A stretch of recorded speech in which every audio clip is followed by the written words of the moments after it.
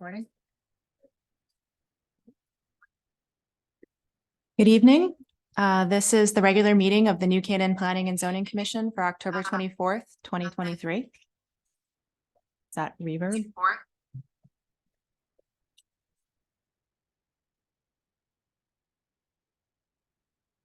My name is Krista Nielsen. Dan Radman, our chairman, is unable to attend this meeting, so I will be filling his role.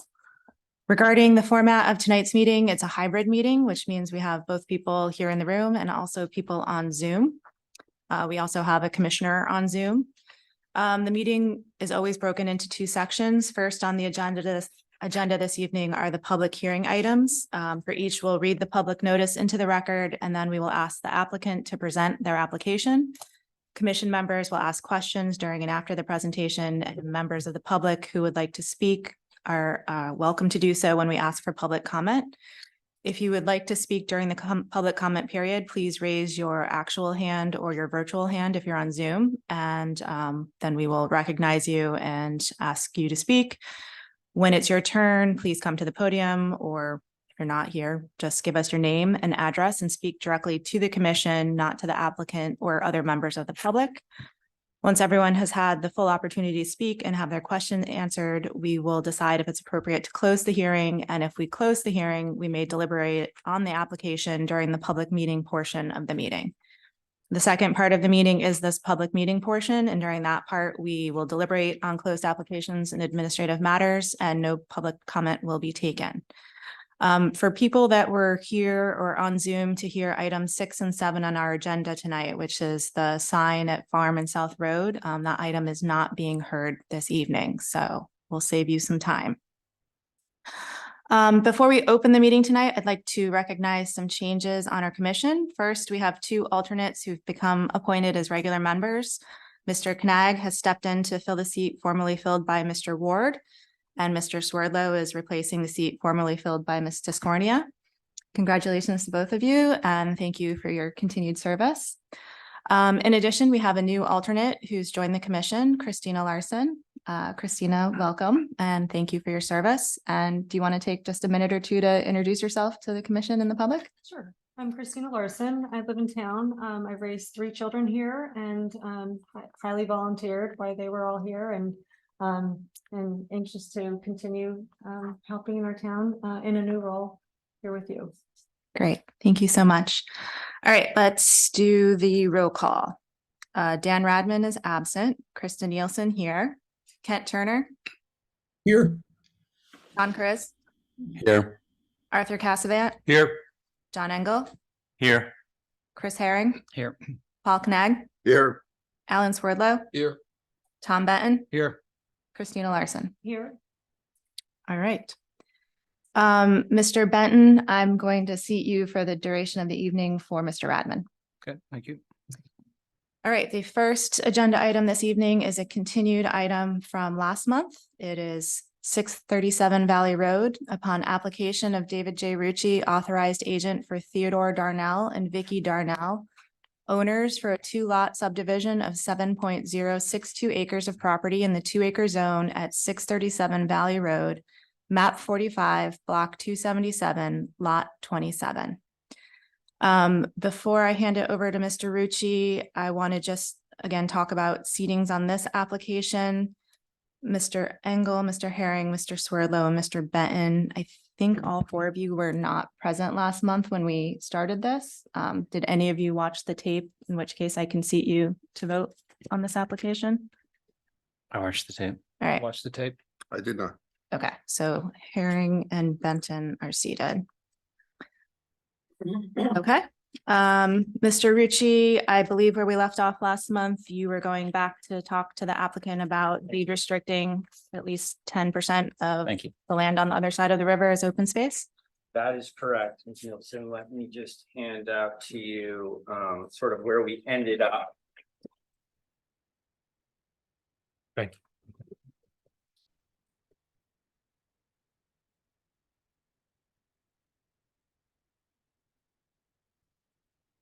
And it'll also be on your screen as well.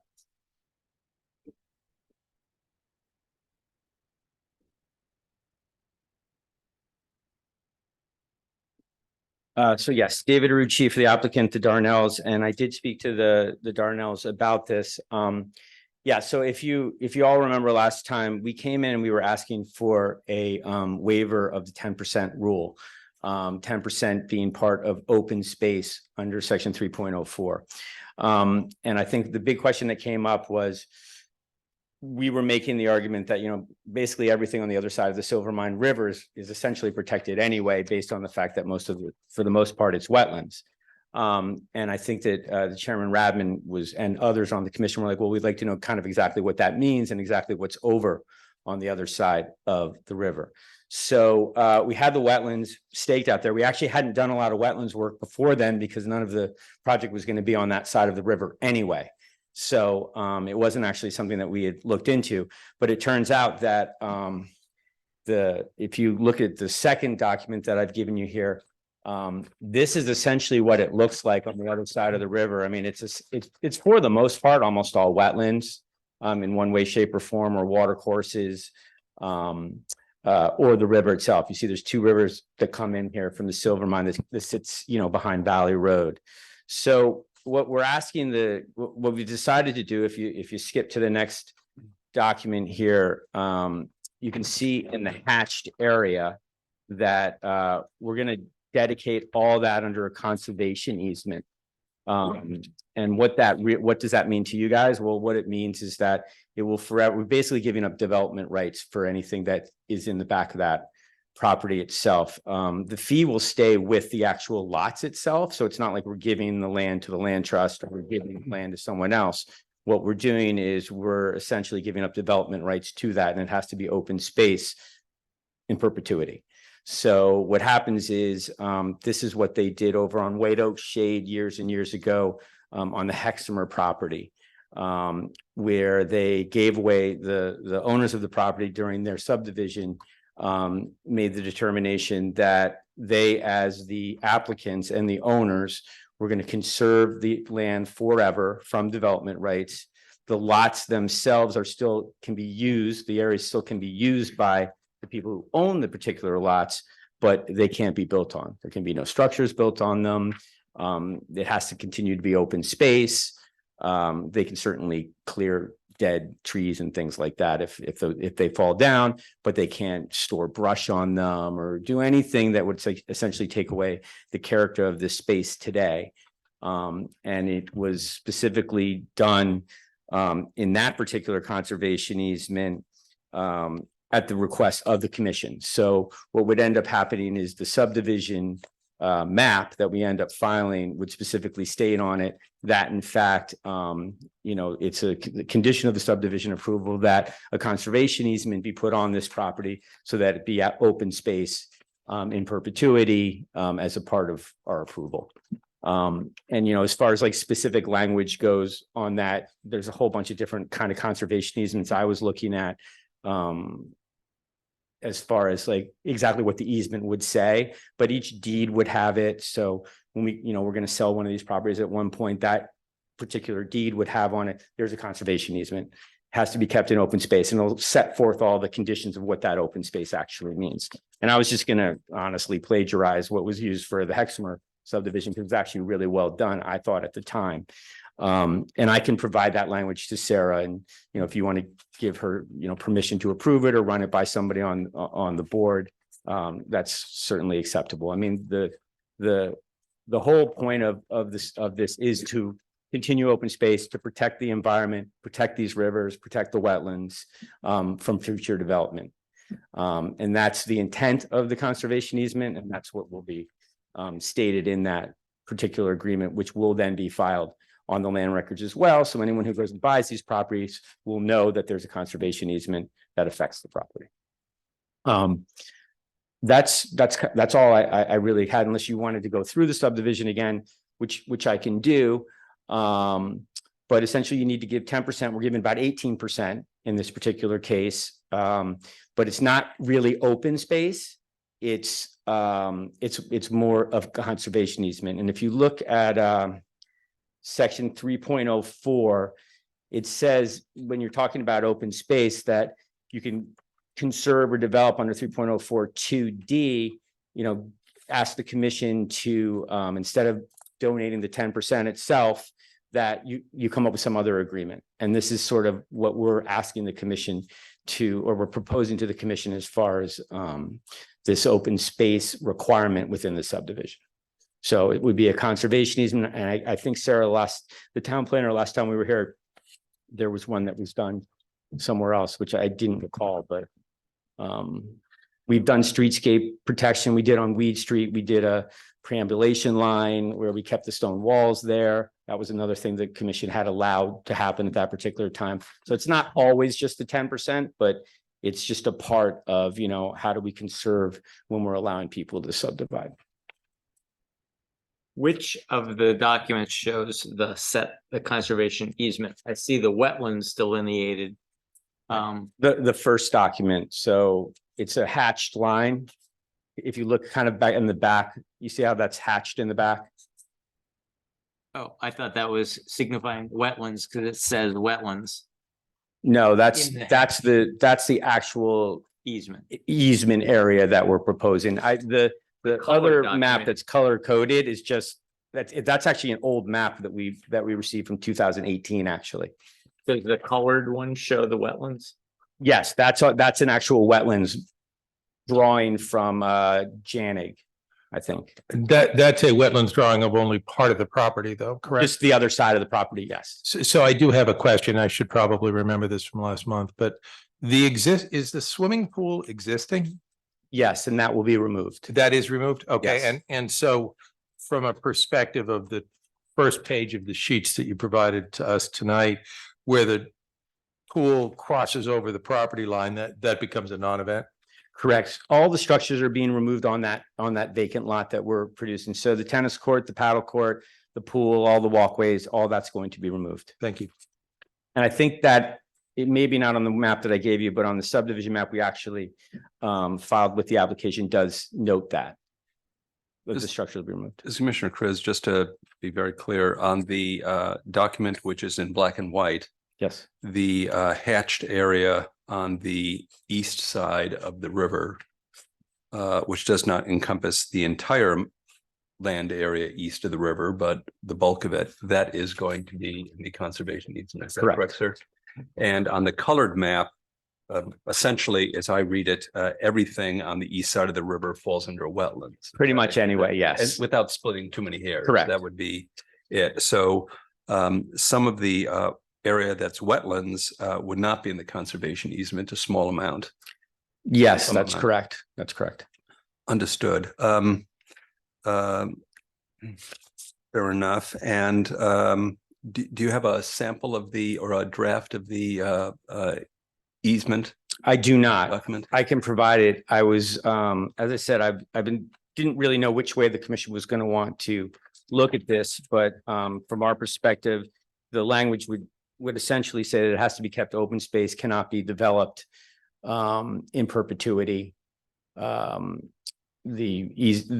18% here, the conservation easement area, I can run that language by the town planner, but I was literally going to use the same language that was used for subdivision off of White Oak Shade. I have a question, sir, revealing my ignorance, but looking at the black and white map that you provided to Mhm. us, some of the conservation easement would seem to include the actual river itself. Is that doable as opposed to land? Can you put water in a conservation easement and doesn't Well, count, is my question, sir. Yes, because you can't put dams on it. That would be another thing that is a part of the conservation easement is you can't put any structures in and around that water as well. So yes, the answer is, I mean, the way they did it in the one on White Oak Shade is they were protecting the 5 Mile River. It was a similar concept in that Okay. particular application. So they did include the river for that as well as to far, not placing anything, no decks on there. I mean, no one's really doing docks, but that was actually a part of it as well in that particular case.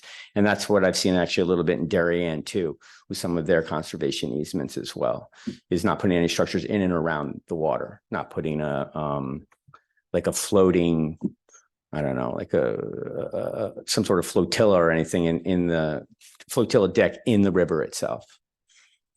And the holder of the conservation easement, sir, would be, The owners of the property, they would have it's essentially like a restrictive covenant that they have to keep the property in the shape that it's in today. They can certainly use it. They can walk it. They can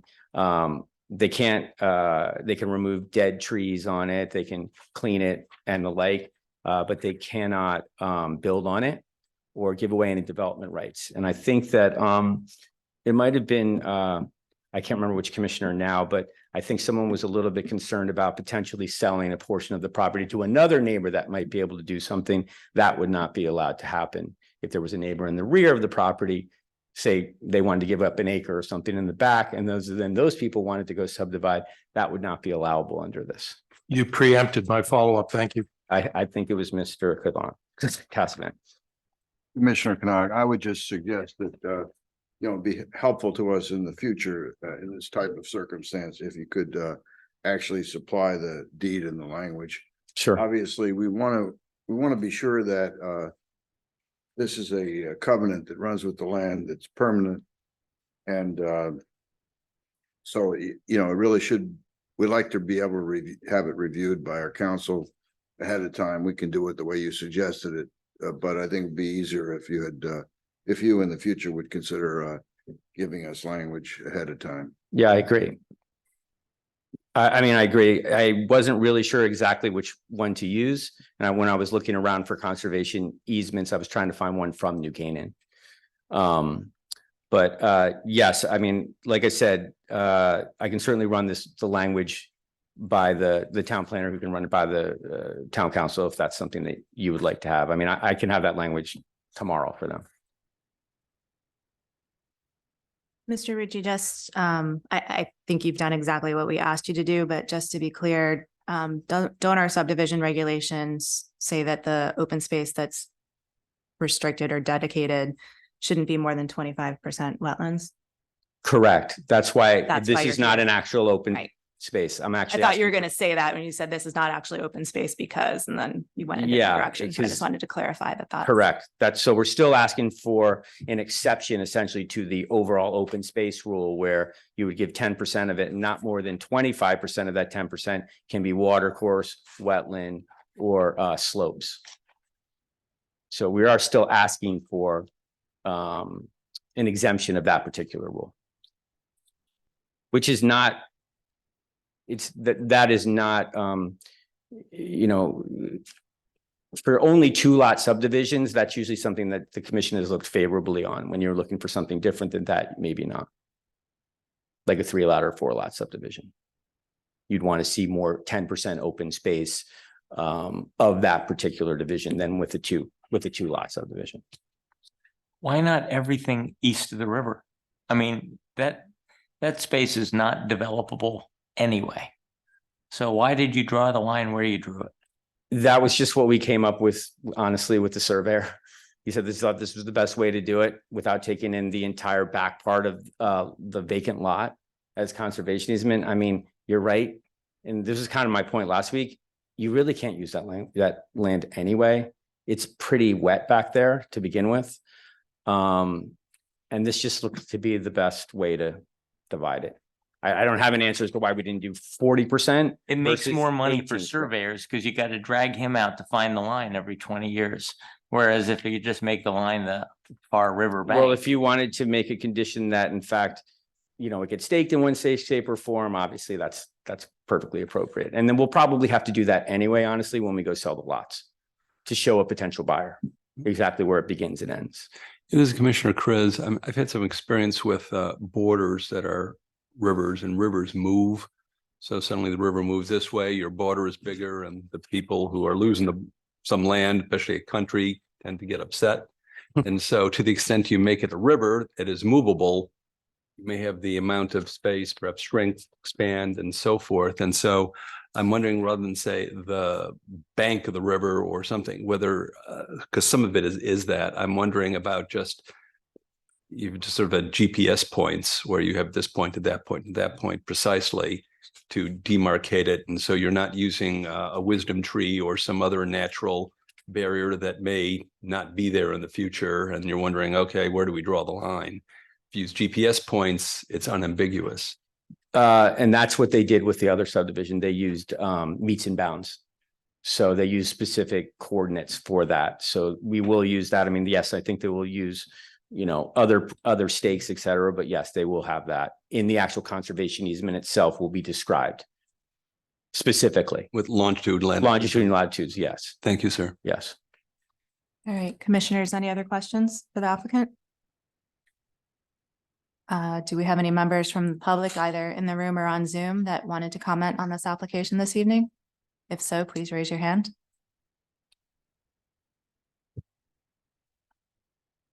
Okay, seeing that there appears to be no public comment, commissioners, how are we feeling about this one? Do we feel like we're ready to close it so that we can vote later this evening? Yeah. Yes. Okay. I'm ready. Close it. Oh, sorry. Can't on Zoom. Okay, this application is closed. Thank you. All right, next item on the agenda is a new item, although it's an old item, but it's new on our agenda, 57 South Avenue.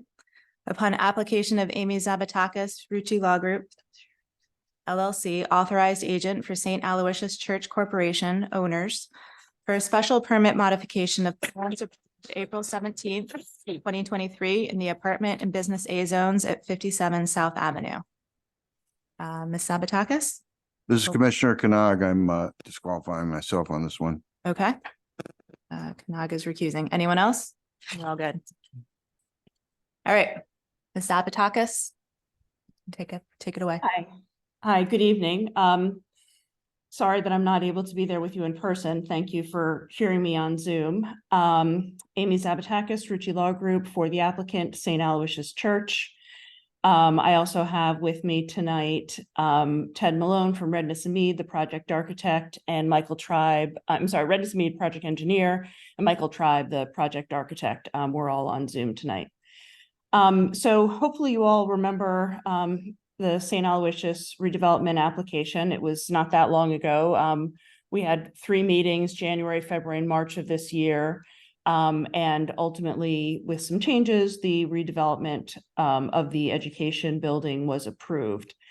Once sort of the process got started, the church realized that it would be favorable to have the chapel. Can you all see my screen right now? Mhm. The chapel, which is the small building at the end of the education wing, facing the sanctuary, as opposed to in line with the other buildings. So that's the modification that we're coming into you for, is just literally shifting the location of that chapel building. As the reason for that, like I said, is to align it with the sanctuary. As the town planner pointed out, actually has the other benefit of sort of breaking up the facade along South Avenue by angling this building back slightly. As you can see from the elevation plans as well, that building sort of shifts back a little bit. So that's really it. Otherwise, everything else stays the same. We have no changes to the drainage, a very slight increase in coverage because the hallway is a little bit longer connecting it to the chapel building. And it does change some of the construction phasing, but that's about it. Any questions for me or for the engineer? Yes. Commissioner Turner. Could you go through the materials on the chapel? What is it? The original brick, and a combination of stone? The materials are exactly the same as what was approved previously. Mhm.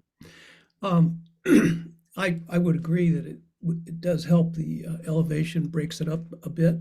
I don't know if it's just this drawing, but there's something a little strange about the kind of the proportion of the chapel, that it's so kind of skinny and tall compared to a very linear, horizontal, linear portions of the rest of the building, the school. Right. I think that may just be the perspective. If I can switch, this is the approved plans. You can see it's an identical, the building itself hasn't changed. It's really just its angle along South Avenue. That's interesting because it just appears more subtle in this drawing than revised. Right. I think that's because you're seeing sort of the side of the building now from South Avenue.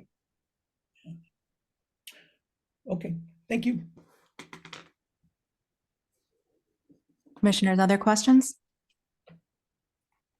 Mm-mm. Do we have anyone from the public that wants to speak on this application?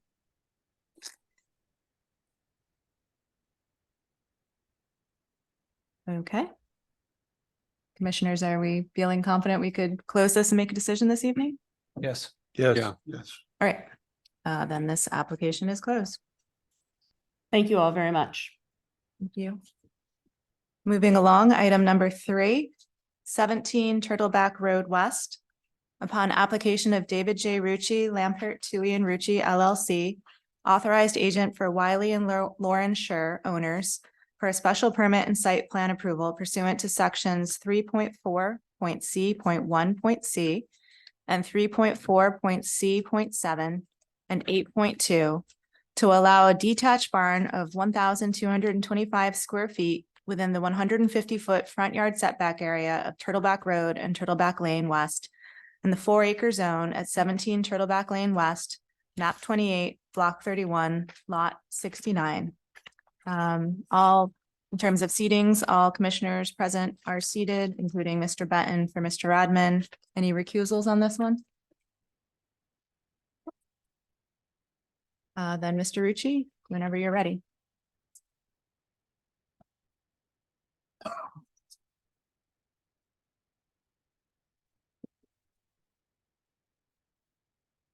Give the presentation up. What are we doing now? Turtleback West. Barn.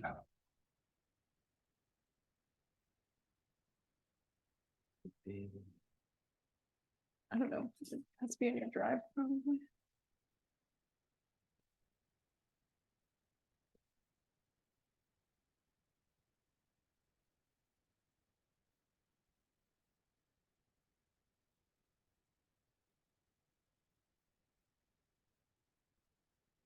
What about that?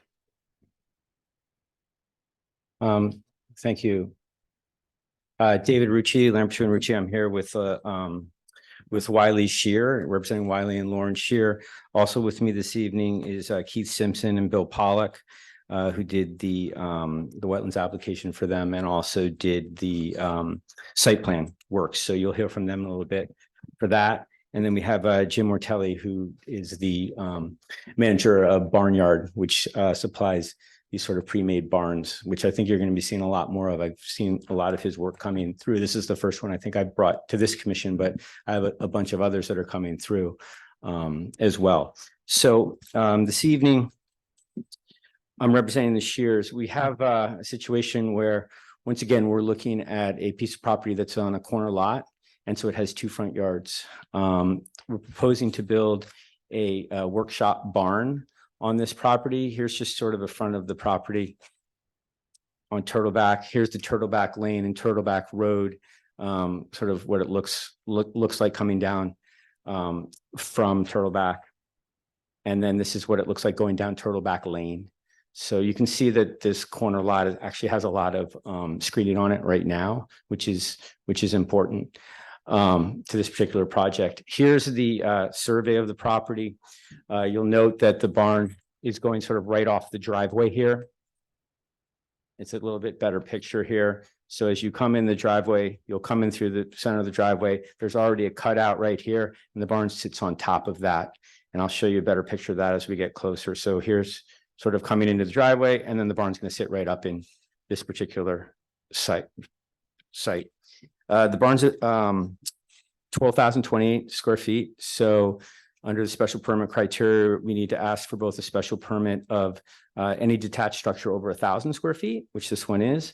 And also we need to ask for the fact that it's in the restricted area, the 150 feet front yard of both Turtleback Lane West and Turtleback Road. It's a pretty large piece of property. It's about 4.125 acres. in the 4-acre zone. It's got allowable coverage, about 9,600 square feet. If this project gets approved, the overall result in coverage would still be about half, about 4,500 square feet on the property. The site itself does have some wetlands on it. And it also has lots of screening in and around the property. So here's once again where we're going to be placing the barn, the proposed barn. This is looking towards Turtleback Road. This is another picture looking towards Turtleback Road. This is going north. Essentially, it's right on the other side of the house itself. The 2-car garage here attached. Where is it on that photo with the house? It's like right here. Okay. And then this is looking back out from where it would be to the Turtleback Lane itself. So you can see there's a lot of mature trees there. I think it's going to be very well hidden, at least amongst other property owners. And then towards the end of the slides, I'll show you the distances between property owners on the property itself. I mean, we are in the 4-acre zone, so the properties are certainly larger. This is once again looking from the barn site across the east line, looking east, and you're looking back across their pool structure. This is the site plan. I was going to have Keith Simpson or Bill Pollock just talked about why they decided to put the barn in this particular spot. And then I'll come back and, we can talk about any other questions that you guys have. I should first state, though, obviously what the barn's going to be used for. So the first floor is a workshop for the applicant. It's kind of a hobby space. He builds furniture and other items. And the second floor is going to be a recreation room for his family, and it's got a bathroom and a deck. The house itself actually doesn't have a lot of open space like that. They have an attic that's a pull-down attic. Their basement is more of utility basement. So this is really a good design for them, and something they can really use for their family as far as the rationale is to putting the barn in this particular spot. And he's had one of these before at a property that he was at prior to this. So let me just ask Keith, do you want to come up, Keith, and talk a little bit about the site plan? I can just move it along. Okay, thanks. Hi, I'm Keith Simpson, landscape architect, and I do want to emphasize that we put a lot of thought into the siting of this particular building, and we did consider whatever areas of the property might be able to accommodate it. But we're always anxious to possibly minimize the amount of additional paving that we might be creating in addition to the building.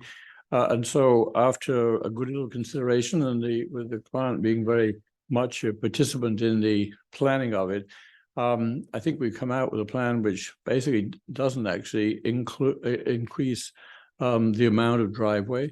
It's right on the edge of the driveway, and it's in a portion of the property which is right across from the current garage. So they can easily access it from their existing driveway.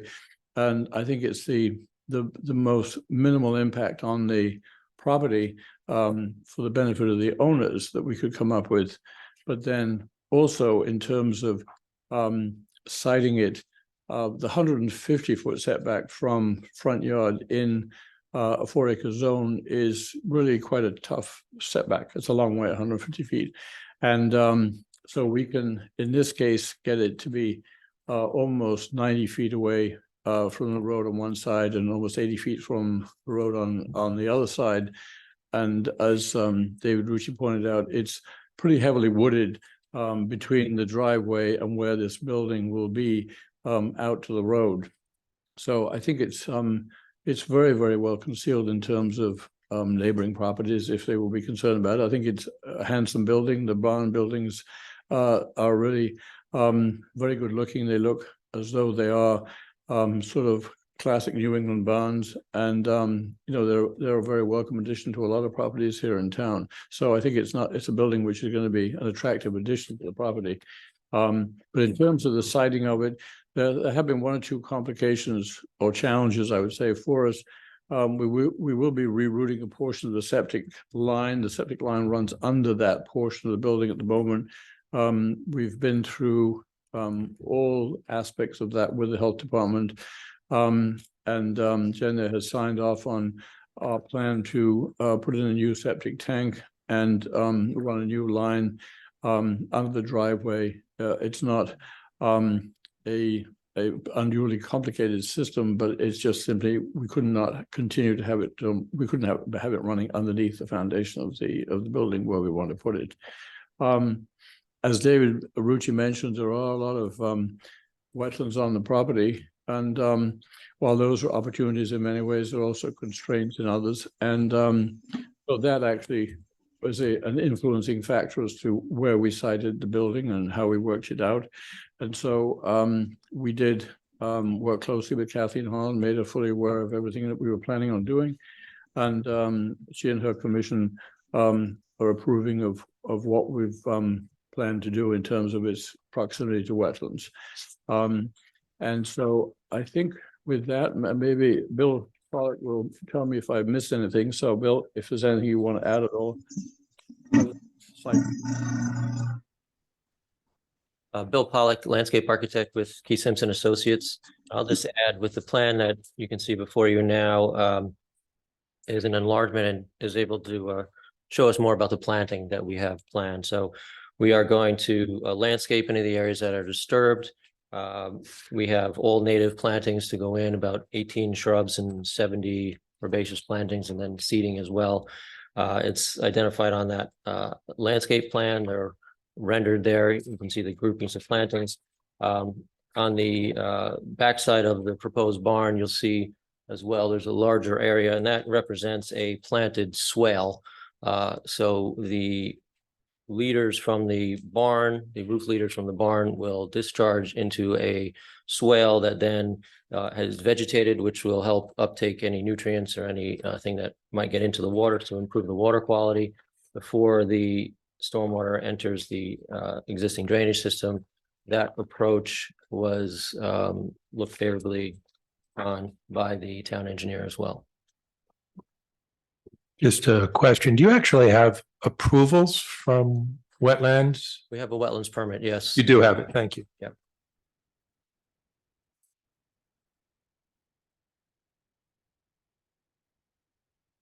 I don't know if you have any more questions for Keith or Bill. If not, I'll just go right to the building itself. And I think is Jim Ortelli on? Can you tell? Yeah, he is. Okay. Jim, I don't know if you want to just run quickly through the design for the commission. Sure, absolutely. Can you hear me? Yes. Yes. Okay. Thank you for having me, members and commission. My name is Jim Ortelli representing the Barnyard. We build post and beam structures throughout New England. So this is a quintessential New England barn home that we have designed here. Being 26 by 38 is post and beam construction. Any of the members or public who's unfamiliar with post and beam, it's basically the way buildings were built before nails were created. So it's large timbers held together with oak pegs.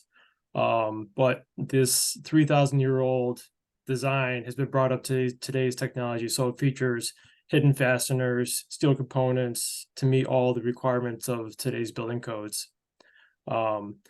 This building features southern yellow pine shiplap siding, and for the exterior skin, along with a cedar shake roof, copper drip edges, and gutters. It has Anderson windows, and the building itself will be insulated, so it can be used throughout the year. Every fit and finish of the entire building will be basically sought after, so have a complete project, and the actual construction of the project will happen relatively quickly. We come in, we start the project, we finish. We're very mindful of the neighbors and the entire process.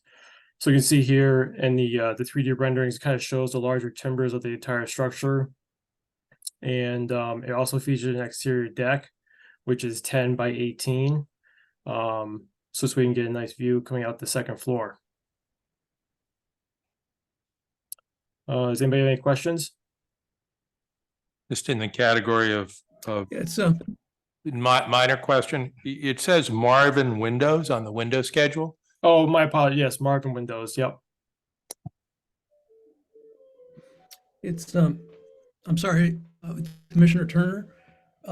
If you go to your elevation, you've got, rainwater leaders that look like they just dump out at the base of the building. And I thought I heard something about a bioswale. I'm just curious if that's just a graphic representation and if you could reconfirm that that water will get into the bioswale?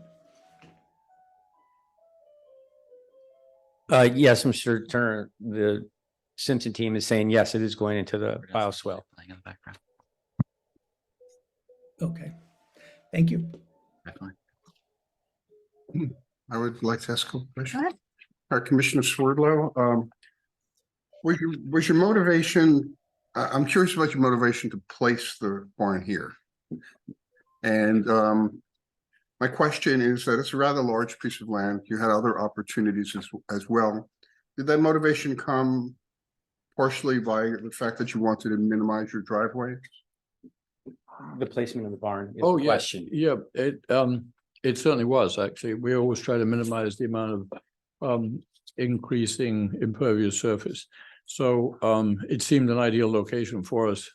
Of course, the roof is an impervious surface, so we're managing that. There is a drainage system already in place within the driveway, so we're able to connect into that. But yes, it is our goal to minimize the amount of additional asphalt paving whenever we can. So, but there is a lot of other room to have accommodated a barn if you had chosen. So. Yes, but it's difficult, yeah. There's a lot of wetlands. I mean, I'm not talking about this. to the wetlands, and I think almost anywhere else that we would have put it, we would have been having to take sort of driveway to it. And it's not just actual driveway itself, but then you have to sort of have places where you can back up to get out of some, I mean, we really thought very carefully about how to minimize the amount of additional driveway use. Okay, so just one other question. There's no rendering of the final barn itself in color. So what color do you think that you will end up electing to use here? Color of what? I'm sorry, the building? Yeah, the facades. Oh, that's for the It's going to be a natural. Yeah, come on up. This is Wiley Shear. Hi, Wiley Shear. But it's up to my wife at the end of the day, but it'll be natural, probably on the lighter side of, we'll probably stain the wood just slightly lighter than the natural yellow pine. And it's a shiplap. Shiplap. I heard that correctly. Yeah. Okay, thank you. I don't know exactly who to direct my question to, but I think part of what makes this project work in this location is that you do have all of that mature landscaping along both frontages. I guess, I don't know if this is really a question, but how do we ensure that that mature landscaping remains? Because if that all came down, we're looking at a very different project, right? Yeah, well, two things. And number one, a lot of that's in the wetlands. So a lot of the area along Turtleback Road. Can you see it here? This is all wetlands right here. Okay. So there's not much you can do in here and nothing you can do really in the back here. I mean, I guess you could open some stuff up in the front if you really wanted to. But I mean, our client kind of wants the privacy as much as anybody else does. So I don't see that as, you know, anything that he'd be willing to do if the commission wanted to put some sort of condition that he tries to maintain the front portion of the property. That should not be an issue at all. Commissioner Chris had a question. Could you walk through the plant material that's in the wetlands, which is providing the cover? Before we've had, as you know, sir, we've had issues of, is it deciduous or coniferous, and what it looks like in different seasons. If you could help us out, I'd be grateful. Thank you. Yes, the woodlands are definitely mostly mature tall trees. Some evergreens are mixed in there, a lot of deciduous as well. There's maple, a lot of maples, a lot of swamp maples. Again, taller, mature specimens. The understory is spice bush, and similar types of plantings that are in there that will typically grow within the wetlands. There is a certain amount of, invasive material that kind of finds its way into our forests, unfortunately, but that makes up some of the underbrush as well, some of the euonymus and privet and things like that. But here's a good picture of an example that there's quite a row of, or quite a bit of existing evergreen trees along with the very tall mature forest. The shorter bushes are what exactly? There seem to be some bushes there, maybe about 6-7 feet tall. Yeah, Is that? those are evergreen. Not sure if they're spruces or arborvitae, but something like that. Evergreen trees. They're not euonymus. Those are not euonymus, no. Euonymus are shrubs that unfortunately, they're often called burning bush. So they're Yeah. all turning red this time of the year, but they go all throughout the forests in New Canaan and the Northeast and everywhere else. The deer don't eat them, and so. I'm aware. Yeah. And the plantings, if you go back to the colored picture of the, I guess it's bird's eye view, the green ones that look kind of sort of long hot dog shaped ones, that is what you're planning to plant? Yes. Or is that existing plant material? That's new. The one that's long and linear behind the barn is the vegetated swale. So those are low plantings, sedges and ferns that can handle being inundated with water like that. To the east side, there's a bit of a slope that goes to the backyard there. So we're planting that with clethra, fothergilla, and other types of shrubs, and also some perennials that we have included, all native as well. Well, Fothergilla is more southeast than northeast. to my- Fothergilla. Yeah. Yeah, it's it certainly works in this zone, and we do find it from time to time. It's related to witch hazel. Was any consideration being given to effect on pollinators and animal life and so on? If you could share any thoughts with us, please. Yeah, sure. No question. We always think about that. Again, the native plantings certainly promote and support wildlife, both for food, for cover. And so we certainly anticipate this would be no different, no question. Thank you. Those are my questions, Madam Chair. You're welcome.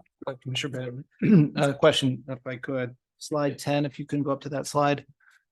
Can you help me understand? It's hard to tell from the rendering of the color picture, but how much of the barn is on the grass? How much goes into the woods? Yeah, it doesn't go into the woods. This is actually, that's probably not a great picture to show. This is showing sort of, well, let me get back to this. Hold on. The barns, whoops. The barns are going to essentially go almost right in here. It's right off the edge of this driveway. So if you look at the driveway coming in here, the barn's going to go right in here. It's on grass.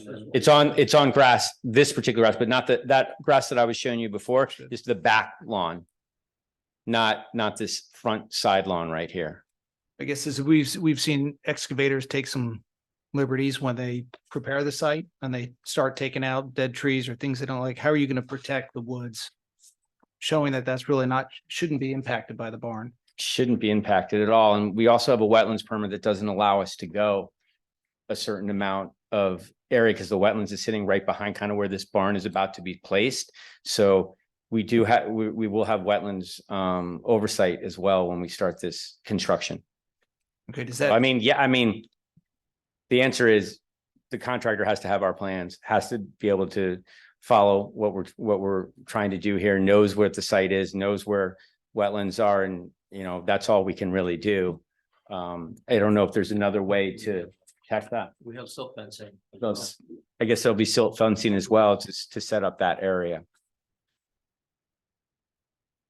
Does the wetland certificate call out any trees being removed? Yes, there is, actually this picture, you could kind of see it behind the basketball hoop. There's one tree that comes out, and there's a couple of rather small guys as well, but the one tree that I think around a 12-inch caliper or so. that comes out. Okay, thank you. And a question also, this is Commissioner Chris again, for the landscape architecture. You familiar with the Ecotype project that the Connecticut Ecotype Northeast This type of Farming project. Association has? doesn't sound familiar. That's the Connecticut Northeast Farming Association. They have an Ecotype project where they're looking at native plants, where it's not just native, but native to specifically to here as opposed to over, can be quite useful when dealing with true natives for our area, and it's something you may want to think about in the future. Oh, thank you. We'll look into that. Commissioners, any other questions? I guess I had a question. This is Chris Herring, Commissioner Herring. On the drainage, a lot of these projects generally have like Coltex to capture the water, and it's, you know, aside from the library, we haven't seen too many swales designed this way. So I guess I'm interested, you know, at times we get proposals that have 100-year, 200-year, 300-year flood capacities, and we've also had some neighbors that have been concerned about development in adjacent properties. And can you just talk to us, you know, if the water were to be an enormous amount, which way would it go? Would it flood back to the property in the wetlands, or would it go exit the property elsewhere? Sure. So the total impervious surface added is a little over 900 square feet. I think it's 925. So which is relatively minor, but it is an added amount. And the town engineer and the engineering requirements do not require us to do any storage when it's that level of new impervious. However, we added the swale to essentially treat the water before it gets into the system, and it will slow it down. So some of it will actually be retained for a short amount of time before it gets into the drainage system. In a major storm, all of the water will flow to the north.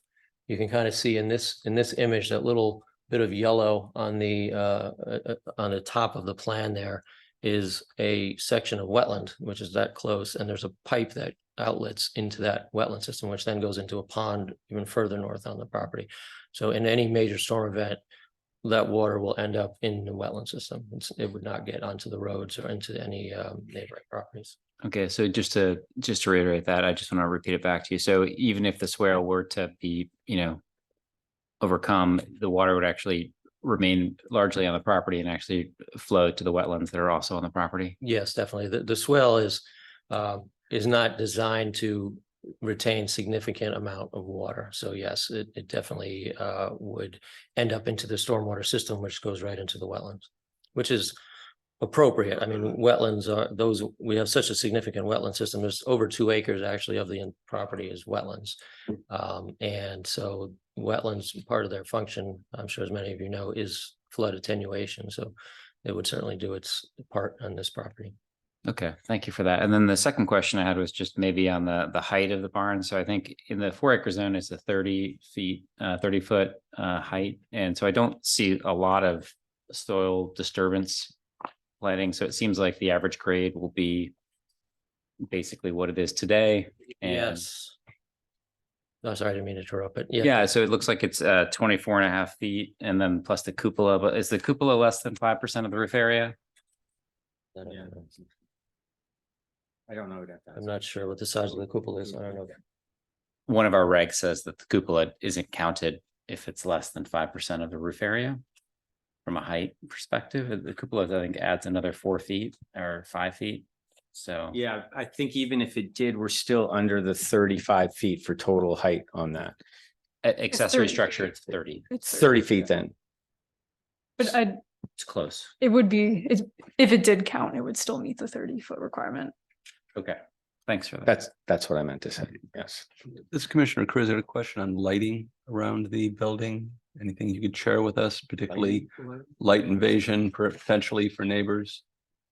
I think I'd really have to ask the owner. We actually haven't thought of lighting, and we don't expect it to be any more than the driveway lighting that maybe he already has. But do you have thoughts on that, Mr. Sher? This is Wiley again. We don't have a plan yet, but we'll probably just put a one light looking down on the driveway, nothing in the back that would offend the neighbors, nothing towards the backyard. I didn't hear what you said. Could you repeat it? Sorry, nothing in the backyard or nothing towards the neighbors, only one spotlight looking down onto the driveway. Would it be good enough perhaps to show some of the elevations, maybe point to where you might put a light?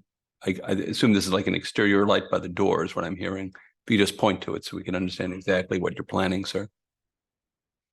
So this is the front, right? Yeah, so. Probably one over the main door there and Okay. maybe one in each upper corner. There we go. Sorry. No, we Open haven't main door. decided yet, so is there a recommendation or is it just question? Just a question, often issues of light infiltration, particularly when you're in a setback, become issues for the commission. Just want to understand what your plans are, sir. Yeah, I think one bond light over the main door and one over each of the transom windows. This would be one light over the barnyard. Shine down Correct. lights. Okay. Yeah, I think, building that point, like light sensitivity on the neighbors, it's come up a lot in terms of, whether it be a tennis court or other things. So if they're dark sky compliant lights, which effectively mean that the light leakage sideways is kept to a minimum, would be favorable.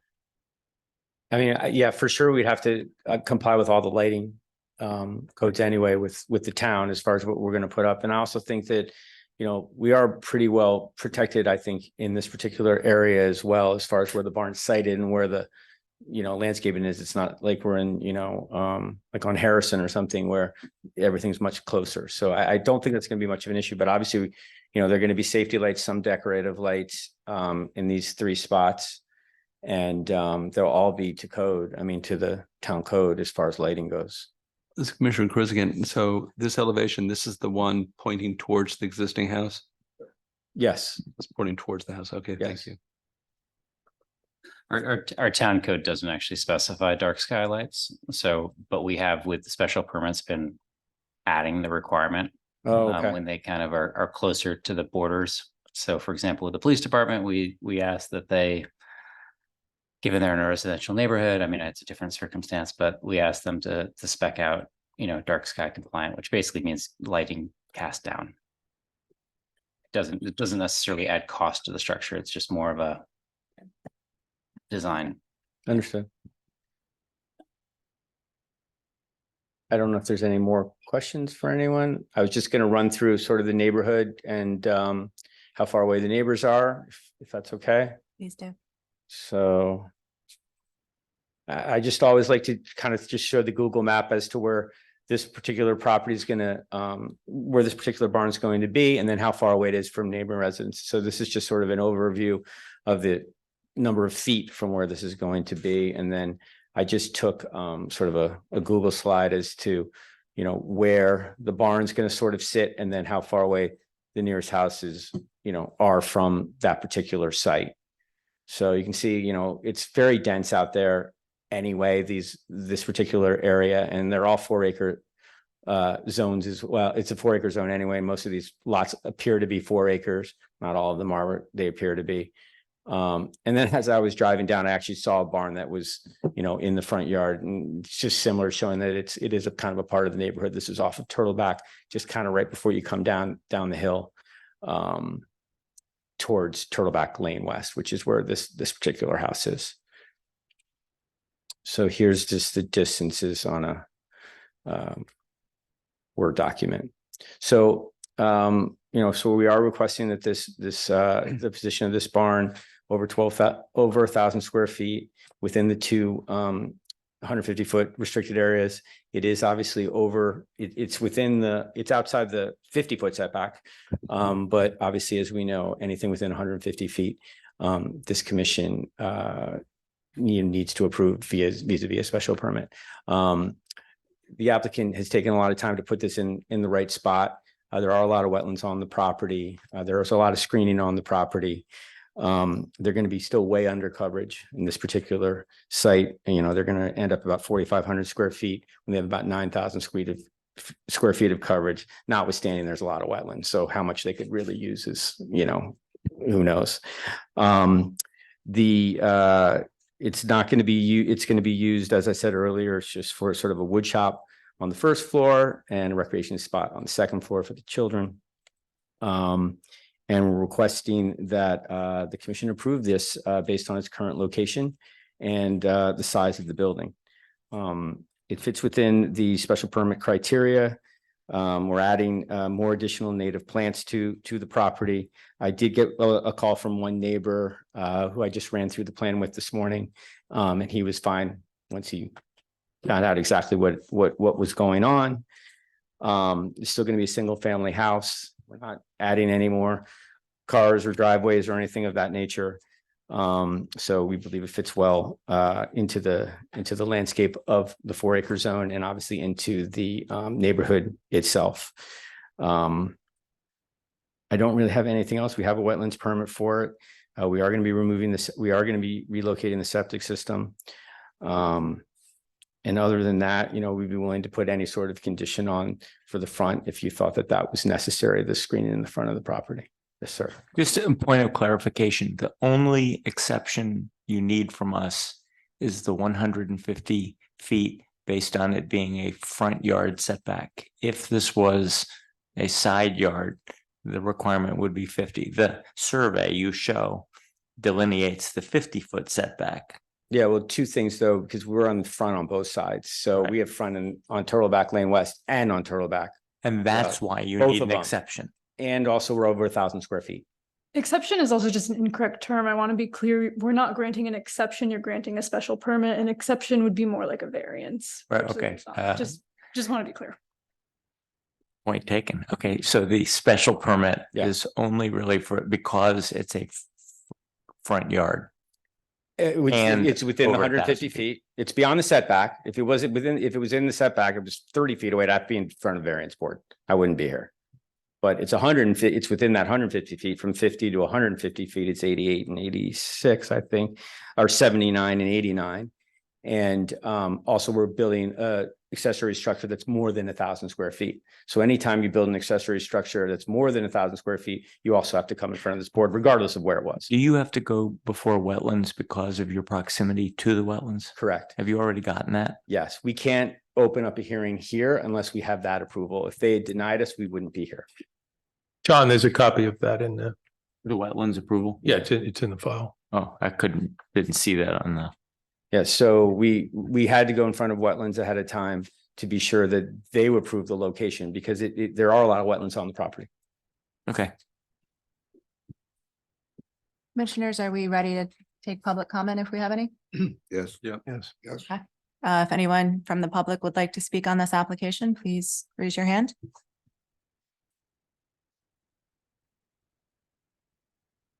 Okay, it doesn't appear there's any. Commissioners, are we feeling like we can close this? And actually, before we decide on that, if anyone's thinking of conditions that they'd want to put on this, I'd like to talk about that while it's still open, just so that we can make sure that it's something the applicant can deal with, or if the conditions raise questions that the applicant needs to answer. I'm just curious where people are leaning or what you're thinking. This is Commissioner Cruz. The only conditions I would have to do with the exterior lighting requirements and number placement, and they'd be dark sky compliant. Okay. Those are my only thoughts for the matter. Meaning you want to restrict the number and placement, or you want them to? They mentioned 3, so I'm going to Okay. take them at their word that it's 3. And they mentioned where they want to put them, so I'll take them at the word on that. And they seemed, and as far as dark sky compliant, again, that's something this commission has dealt with in many times. So I would see that as a reasonable addition to the restrictions on the type of lighting. Okay. Anyone else? Yeah, Commissioner Benton, I think it'd be appropriate to have them flag the trees and document the trees that are going to be removed and have it approved by wetlands before they're actually removed. To make sure the contract So they can- what's approved and not approved. When they do. Wetlands can only enforce work that's being done in the wetlands or the 50 review area. So if they plan to cut down a tree that's outside of the 50-foot review area, wetlands is no. But these authority. are within the 50-foot. These are the trees. I'm we're not talking about. sure. Yeah, so the trees that we're removing are part of our wetland permit. Okay. We're not, and anything else that we were going to be removing that's in the wetlands, yes, the wetlands, we'd have to Okay. go back in front of them. But yeah, I mean, if we remove the wrong tree, we would have a violation with wetlands. They'll come out and check this site Okay. And then as far as the dark sky lighting and the placement of the three, those are perfectly acceptable to the applicant. Mr. Benton, you're satisfied with good, that yeah. answer? Yeah. Well- Does anyone feel, I mean, I could go either way. Like I said in my statement earlier, I do think the mature landscaping along the corner of Turtleback Road and Turtleback Lane West really is what makes this work. And it would be a shame if a future owner were to cut that all down.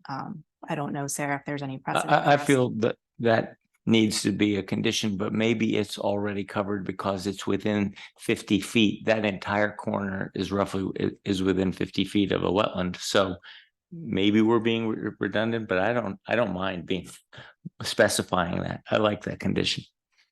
Sarah, is there an issue or? I'm not aware of you all setting some sort of condition that says that you have to maintain existing. The common one is if you plant new landscaping.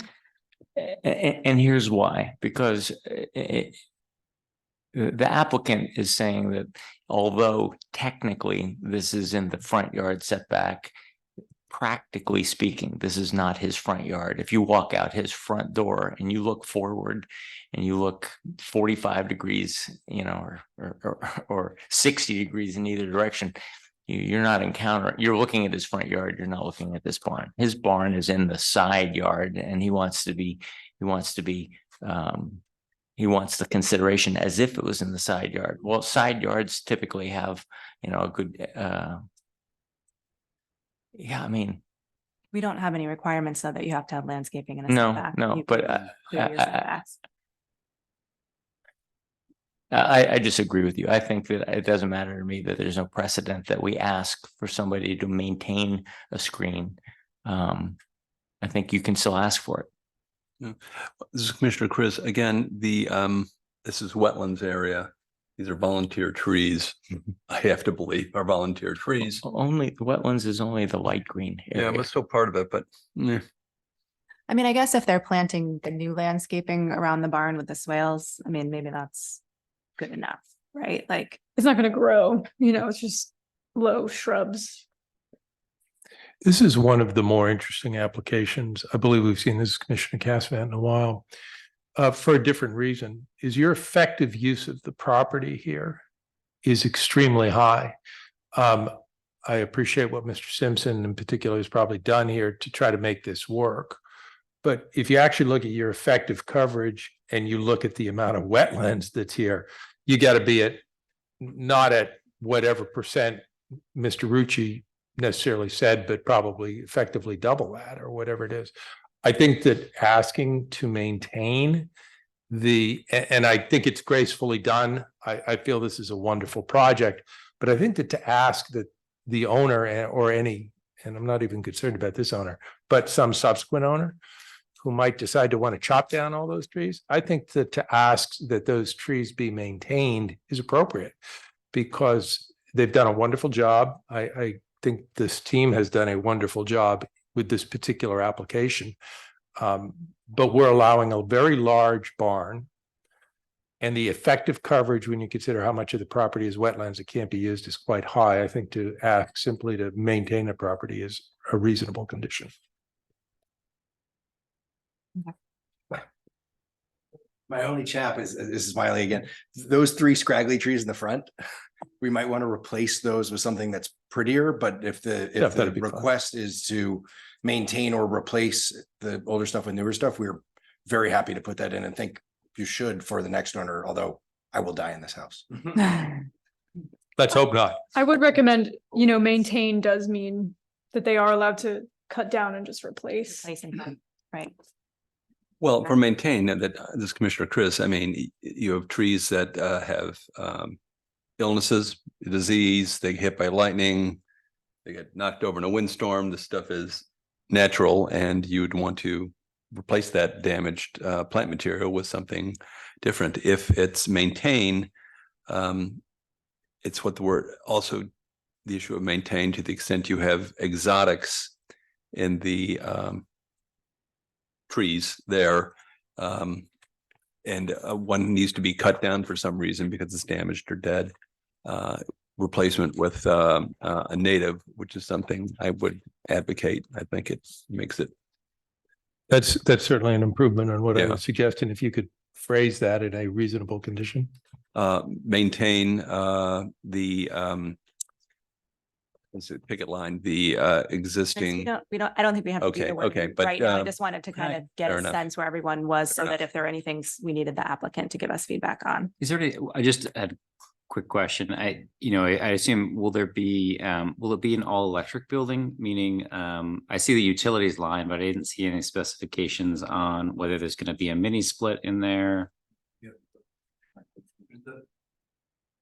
The plan is to have a mini split. There'll be radiant inflow heat that's propane that's connected to the propane in the back. Okay, so that it won't be like a unsightly propane tank on the side, and the mini split. There's will an be- existing propane tank that's Okay. already buried. And will there be water going out there? Yes. Okay, gotcha. Thank you. That was All right, so I think, are we good to close this? I heard two potential conditions, one about landscaping and one about lighting, and we'll hash out the wording when we get to deliberations. Fine with me. All right, this application is closed. The next item on the agenda is number 5. Yes. Nope, number 4. 72 Park Street. Upon application of 4 White Buffalo LLC, authorized agent for Fiona Sig, owners for a special permit modification of sections 4.2.d.1 to allow the White Buffalo permit approval for outdoor music with our outside seating in front of entrance and courtyard area of seating for 1 or 2 times a week from April through October in the retail A zone at 72 Park Street, map T, block 43, lot 829. All commissioners, including Mr. Benton, are seated for this one. Before we hand it over to the applicant, I just wanted to remind everybody why we're hearing this. Most of you probably remember that we talked about this application back in July. Section 4.2.d.1 requires a special permit for outdoor dining on private property. Our regulations go as far as saying outdoor dining, including entertainment. So we interpreted that to also include live music outside. We don't have any specific provisions in our zoning regulations for outdoor music. Just as a little background, in 2018, we approved the White Buffalo as a site plan, changing the interior to a restaurant. They came back to us in 2019 asking for this special permit for the outdoor dining and 2 annual events. Earlier this year, it came to our attention that there were more events happening. So we approved 2 events per week and asked them to come back to us at the end of the season, which I believe was the end of October, to show us that there was not an issue and that they had mitigated the noise. Those of us who, hopefully all of us, have read what's online in this file, we have received complaints that show that noise still is an issue. And beyond that, the situation has become a little bit hostile. The planner's memo refers to tense moments, verbal altercations, fear of retaliation that may prevent people from coming out tonight to speak on this application. So questions I think the commission needs to consider as we hear this tonight, since the ball is in our court to decide what to do with this. Do we want to continue outdoor dining at this location? If so, how much? Is this an appropriate location for us to allow outdoor dining to bleed into outdoor entertainment, meaning live music? If so, what type of outdoor entertainment events do we wish to allow? That includes, like I said, music, lawn games, whether the music's amplified or not amplified, how many events per season, and what kind of controls are needed to regulate an event. So those are the types of things we are going to need to discuss tonight. Do we have someone here to speak on behalf of the White Buffalo and bring us up to speed from your perspective?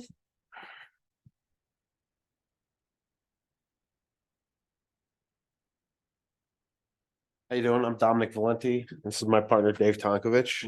Rich Hewitt, our managers here. Out of curiosity, where was the confrontation? I don't have any details on that. I was just reading the. We're planner just, report. this is new to us. So I was contacted by a store owner that 2 weekends ago, there was some sort of verbal altercation between one of the business owners and a staff member of White Buffalo. And I was told by Officer CC of the police department that there was a police report filed on the incident This is 2 the fir- weekends this is ago. The first we're hearing of it. It's also referenced in the August 29th email from where he says, I attached pictures of my tenants had to move their games. White Buffalo manager came out of the bar and verbally harassed him for moving his stuff. So that's in the record. I believe it's two different incidents, right? The last I one think was so. supposedly 2 weeks ago. Yeah, I think. there's more. I have emails from the landlord, Tom Franco, about it, as well as the business owner who Who's this the business owner? it's from Pam Ski and Sport. She sent me emails on this. I didn't post them on the website because there was some swear words in it, but Swear words from us? that is what they said, yes. Well, I wasn't there. Well, Rich, why don't you come up with, I have no knowledge of what you. Listen, yeah, this is, we'll sort of frame the conversation here We had a conversation. before we get rolling. Go on. The White Buffalo is a family establishment. Can you go in front of the mic? Yeah, sure. Because there's people. Sure. And could The you White state your Buffalo, name? Just Dave Thank Tonkovich. you. I'm one of the owners of the White Buffalo with Dominic Valente, with Rich Hewitt, with Doug Harris. This is surprising. It's news to us, right? The White Buffalo is a family establishment, right? When we came before this committee in 2018, I think we laid out our vision for what we thought we could bring to the town and how we could contribute to this community. And I think our view is that over the last 5 years, we've been additive to this community. We've sort of given more than we've taken, right? And we can go through the details around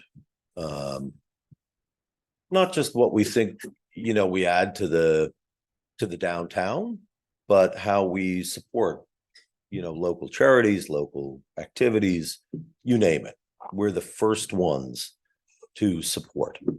We're also a place where, the community gets together, whether it's after a sporting event, whether it's when one of these bands come out. Rich, remind me, there's a gentleman in town, Swozy. What's the name of his band?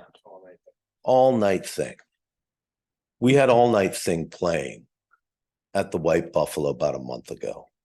Okay. There were grandparents, there were parents, there were kids. I can't tell you how many people unsolicited approached me after that and said, you know what? That was an awesome day, right? We live in an environment where it's, a lot of work, competitive, right? Folks are being judged, folks are being graded, folks are being evaluated all the time. That just was a great family experience.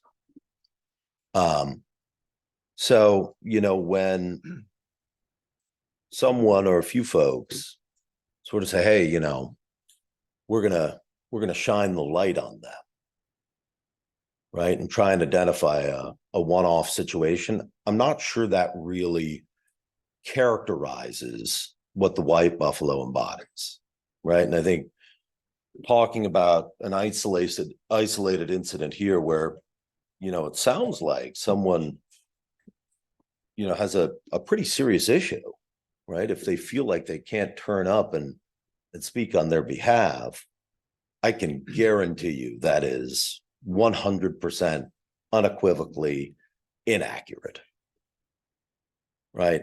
Full stop. I've been in this town 48 years, right? My family's been in town longer. Reputation is paramount to us. Dominic, how long has your family been in town? Since 67. 67, right? To say, hey, I'm concerned that there'd be some retribution is, a little far-fetched in my opinion. and happy to discuss with anybody. Mr. Tonkovich, I just want to be clear, and I apologize if you feel like we took you off guard tonight. I was only referencing what was in the planner's memo and online, so it was all available before this meeting. It was no intention to kind of surprise you. You can understand if someone were to bring that up. Yeah, about well, and I something was hoping you would come love, prepared you to say, dis- hey, you know, I'm gonna defend it. Of course, and I was hoping you'd come prepared to Yeah, discuss yeah. that, but the fact remains that we fully understand that you guys have added a lot to the town, and Thank you. and I Appreciate think that. our goal, I hope our goal as a commission is to try to figure out how to balance that with the needs of the surrounding businesses. Sure. And what has come to our attention is that surrounding businesses are having some problems with your establishment, particularly with the music, and some of them feel threatened and whatnot about it. But the point is, we've got to figure out how to balance your desire to do things for the community with what works for the rest of the businesses. And so that's Listen, really I what the think focus we're- of tonight is. We're very happy to, if another business in town has a concern or an issue, we would love nothing more than to solve it. So to be fair, that's what we were hoping was going to happen between Let's July do and it. October. Let's do it. Well, That's why we know, gave you a what are provisional we, period of what are time. we trying to solve for? I might ask. I would say balancing your interest in having live music and the benefit that brings to the town with surrounding establishments that want to have dining patrons, that want to have people Okay. shopping. And neighbors Yeah, in the Neighbors. case of ski and sport. Residences. and residents. Okay, well, no, but let's go through each one. In the case of ski and sport, do we know what their hours are roughly? When are they open? Hey, Tom. Pam Ski and Sport is on the Zoom call. I think she just. unmuted. Rich, I want to We're open. explain what happened. Excuse me, this is Pam from Ski and Sport. And Rich did have a conversation with me, and he did say exactly what I wrote to the town. My business hours are Monday through Saturday, 10 to 5, and Sundays, noon to 4 from October until March. I need to be able to get in my back door to bring in all my goods, put stuff in my car. I do not like having White Buffalo's patrons at my back door, spilling their stuff, cigarette butts left all over the place, and then being told I can't park there when I have been told by my landlord that I can park there. And that is not right. And then bullying me and telling me that he's going to tow my car. This is Commissioner Canag. It's not the public session yet, so I would request that. Well, I am I okay, would then request rescind that it the and I'll members go of the- over the same thing again, but this is I making my request blood that members boil. of the public not speak until called upon. Thank you, Mr. Knag. I'm sorry, I don't know her name. Pam. Pam from Ski and Sport. We will come back to you. And thank you. I understand you wanted to chime in because you were being questioned on your hours, and thank you for that information. Listen, I'm terribly sorry you feel that way. You know, it hurts my heart to hear that she feels that it's not an environment that we sort of feel we embrace.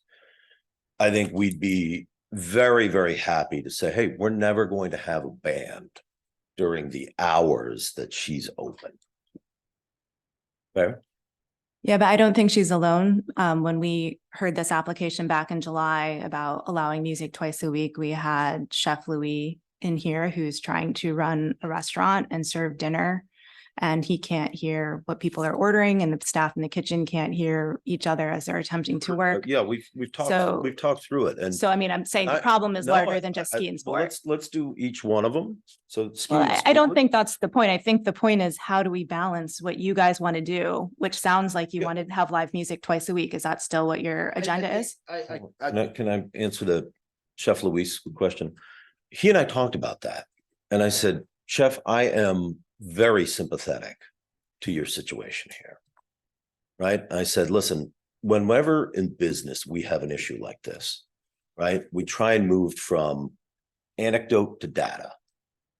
And I said, listen, if you feel like these bans are negatively impacting your business, right?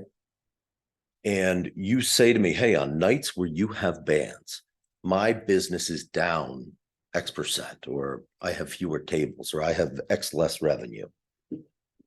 Let's try and solve for that. I said, but show me a little data. I actually feel like these bands are actually bringing you business. I feel like people are having dinner at your place. I see your bar more crowded when there's bands. So, you know, let's talk through the data here. And I don't think that sort of fit the narrative of what he's trying to espouse here. I think in actuality, there's no difference between when there's a band and when there's no band on his business. So I think there's an ulterior motive, maybe. Okay, but so let's focus on what you guys would like. You came to us in July wanting to have live music twice a week. Is that what you're asking to continue with the special permit? For our business to be able to generate the revenue to be, you know, break even or better, I think that's sort of what we need. Okay, so then I think it's incumbent upon the commission then to decide if that's something we can accommodate. As I said, and I think we probably will hear when we open it up to public comment, there are other businesses with issues. We considered the July to October period sort of a trial period for you guys to work through those issues. And now it's the end of October and we still have people with issues. Yeah. So that's just a fact that the commission has to consider as we deliberate on whether we want to continue the live music. When did Ski and Sport move in? Because I don't think in July they had the spot when we were here. So this is a new complaint to me. So I'm kind of like the managing partner. So I have not met Pam. I don't know who Pam is. I'm certainly willing to have a conversation with her. I think, speaking with Rich, I think the problem came is that in July,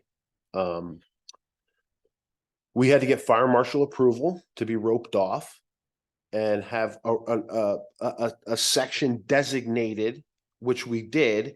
And I think Pam, and again, I was not there, but talking to Rich, I guess Pam was getting her car in, which in our lease, that parking lot is ours on the weekends. So she moved the ropes, and we're listening to the fire marshal, we moved the ropes back. Right, so we have that designated area, and then I guess a verbal altercation started, and there was some, I think she pushed you or something, right? Yeah, verbal is. Can't hear. He's got to take the microphone if he's gonna. Sorry. You have to identify State your yourself, name, please. My name is Richard Hewitt. I'm one of the partners at the White Buffalo. It led to an argument after trying to go and discuss with her the fact that we have followed and jumped through all these hoops and are following what the fire marshal, the state, and everything had asked us for when we did the permits and got approved, and everything is now on all of our permits. The parking lot is ours in our lease from after 5 p.m. and on the weekends, all weekend long. And we rope it all off, we leave it out there so our patio is set, and she kept on moving the stuff to pull her car in there, and we are supposed to leave it there according to the fire marshal, according to the town and the state, and trying to politely discuss that with her because she keeps doing it, and she caught an attitude, and it just led to a more aggressive argument, which shouldn't have happened. Yes, we are asking for 2 nights a week, basically from May 1st through the end of October, which is technically 48 nights out of 365 nights. We're not asking for a lot. It doesn't start till 7 o'clock. The only one business that seems to be affected at that time of the day happens to be Chef Louis. And he is the only one single person that makes the complaints about it. And we have tried to start off with him. There's different history, it doesn't matter. But yes, we're asking for basically 48 nights. Out of those 48 nights, you're guaranteed in the middle of the summer. We all know New Canaan is very slow. Most of the town leaves. We cut that down to like 1. Then between weather and everything, we lose a whole bunch of nights. So in the end, it's probably under 40 times out of 365 days. It's not really that much. That makes a big difference in our business and what we're trying to do for the town, for the people that they all enjoy. And we've had numerous people that there's probably more people that enjoy it, residents, everything that are having a good time, enjoying it, families and kids, not just adults, it's kids also. They're all there throughout the night listening to the music. It's not late, it's not too early, and it doesn't really affect too many people. Okay, just so, hold on, I just want to make sure we're clear on what the ask is. I understand the 2 nights a week from May to October. What other types of events are you asking for besides the live music? Because I understand there's been like a pig roast. I thought when you originally came to us, there was a hot dog eating contest. So the pig roast we did, and I went to the health department and the fire marshal to do the temporary permit for it, which we, I filled it out and everything, and according to the health department, we don't need that. They gave us the approval. We already have the approval for cooking outside, inside, doesn't matter where it is. She said that we did not need it, so they did So not do it. I think one thing that may be tripping you up a little is that there's different approvals from different bodies. So your liquor permit is one approval, the We health weren't doing- department. we- Planning and zoning has a special permit that allows you right now to have 2 events per week from May to So that October. was considered one of it. We didn't change anything. It was still the same thing. We did that one pig roast was. Okay, we I'm just were trying to figure out, in addition to live we just music, basically- what other kinds of we events are you talking considered that about? one of our events. We did it with the music, right along with the music. We Oh, didn't it was change with It music. was right along with the Okay. band like normal. We didn't change anything. All we did was we served food outside. Richie, Is can I basically what we did. interject on this one? The pig roast is an important, I think, element of this. Paul owns the New Canaan Butcher Yes. Shop. This is a new business in town. It's a great business, right? His roast beef sandwich is spectacular, but he's trying to start a business, right? This is how he supports his family. We are friends with Paul. We said, we're going to do everything we can as a local business and as locals to help you, right? He said, how about a pig roast? We said, great, we will host it because we want to help you in your business. So, I think there's sort of a way to look at this. Anything else? Because like I said, I believe when you first came in 2019, there was some sort of hot dog contest for charity. Like, is Oh, that something yeah, you're still hot doing? dog eating contest.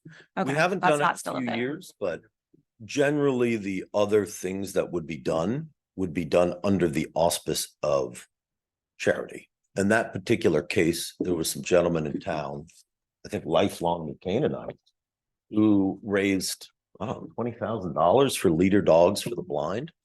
Help one of their friends get a seeing eye dog. Pretty noble cause, I'd say. And good reason to say, hey, we'll open our doors and, take a hit in our wallet to help someone like that. Okay. Because we're just trying to like pare it down to what items are on the list that you're asking for that could be considered events. Any other things that you would do that would bring a large number of people to that courtyard? That you might not know it all now, but I'm just asking so we can have an idea. Usually, any extra events like the pig roast or anything like that, we try and coincide along with the music because we feel that the music as that event, it helps bring even more people. You do it at the same time.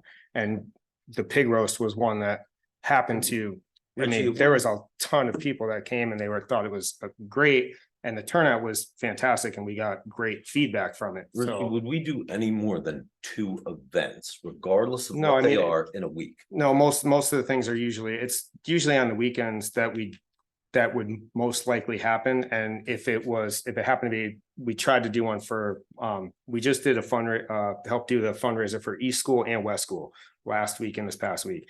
They both wanted music. We didn't do it. They brought like a solo person, which I just put inside, which was fine. It wasn't a big deal. They wanted it outside. They wanted to do the parents wanted to do beer pong, other things or whatever, but we didn't do any of that stuff because we weren't allowed to. We asked to see because it was a fundraiser. Those are the only other special circumstances, but we usually try to coincide with the music and do it on those Okay. nights. So I'm going to let the change other any- commissioners ask some questions of you guys now, but I want you to consider if we were to cut you back from the 2 events a week that we allowed from July to October this year, what events you would be wanting to do on an annual basis, what your most important things are, because I think that's going to play into this conversation. You don't have to answer me right now. Just think about it. And I'm going to let the other guys ask some questions. Clarification. It's Commissioner Chris. I was just. Hang on a second. I was Go trying ahead. to get Oh, in here a number of times.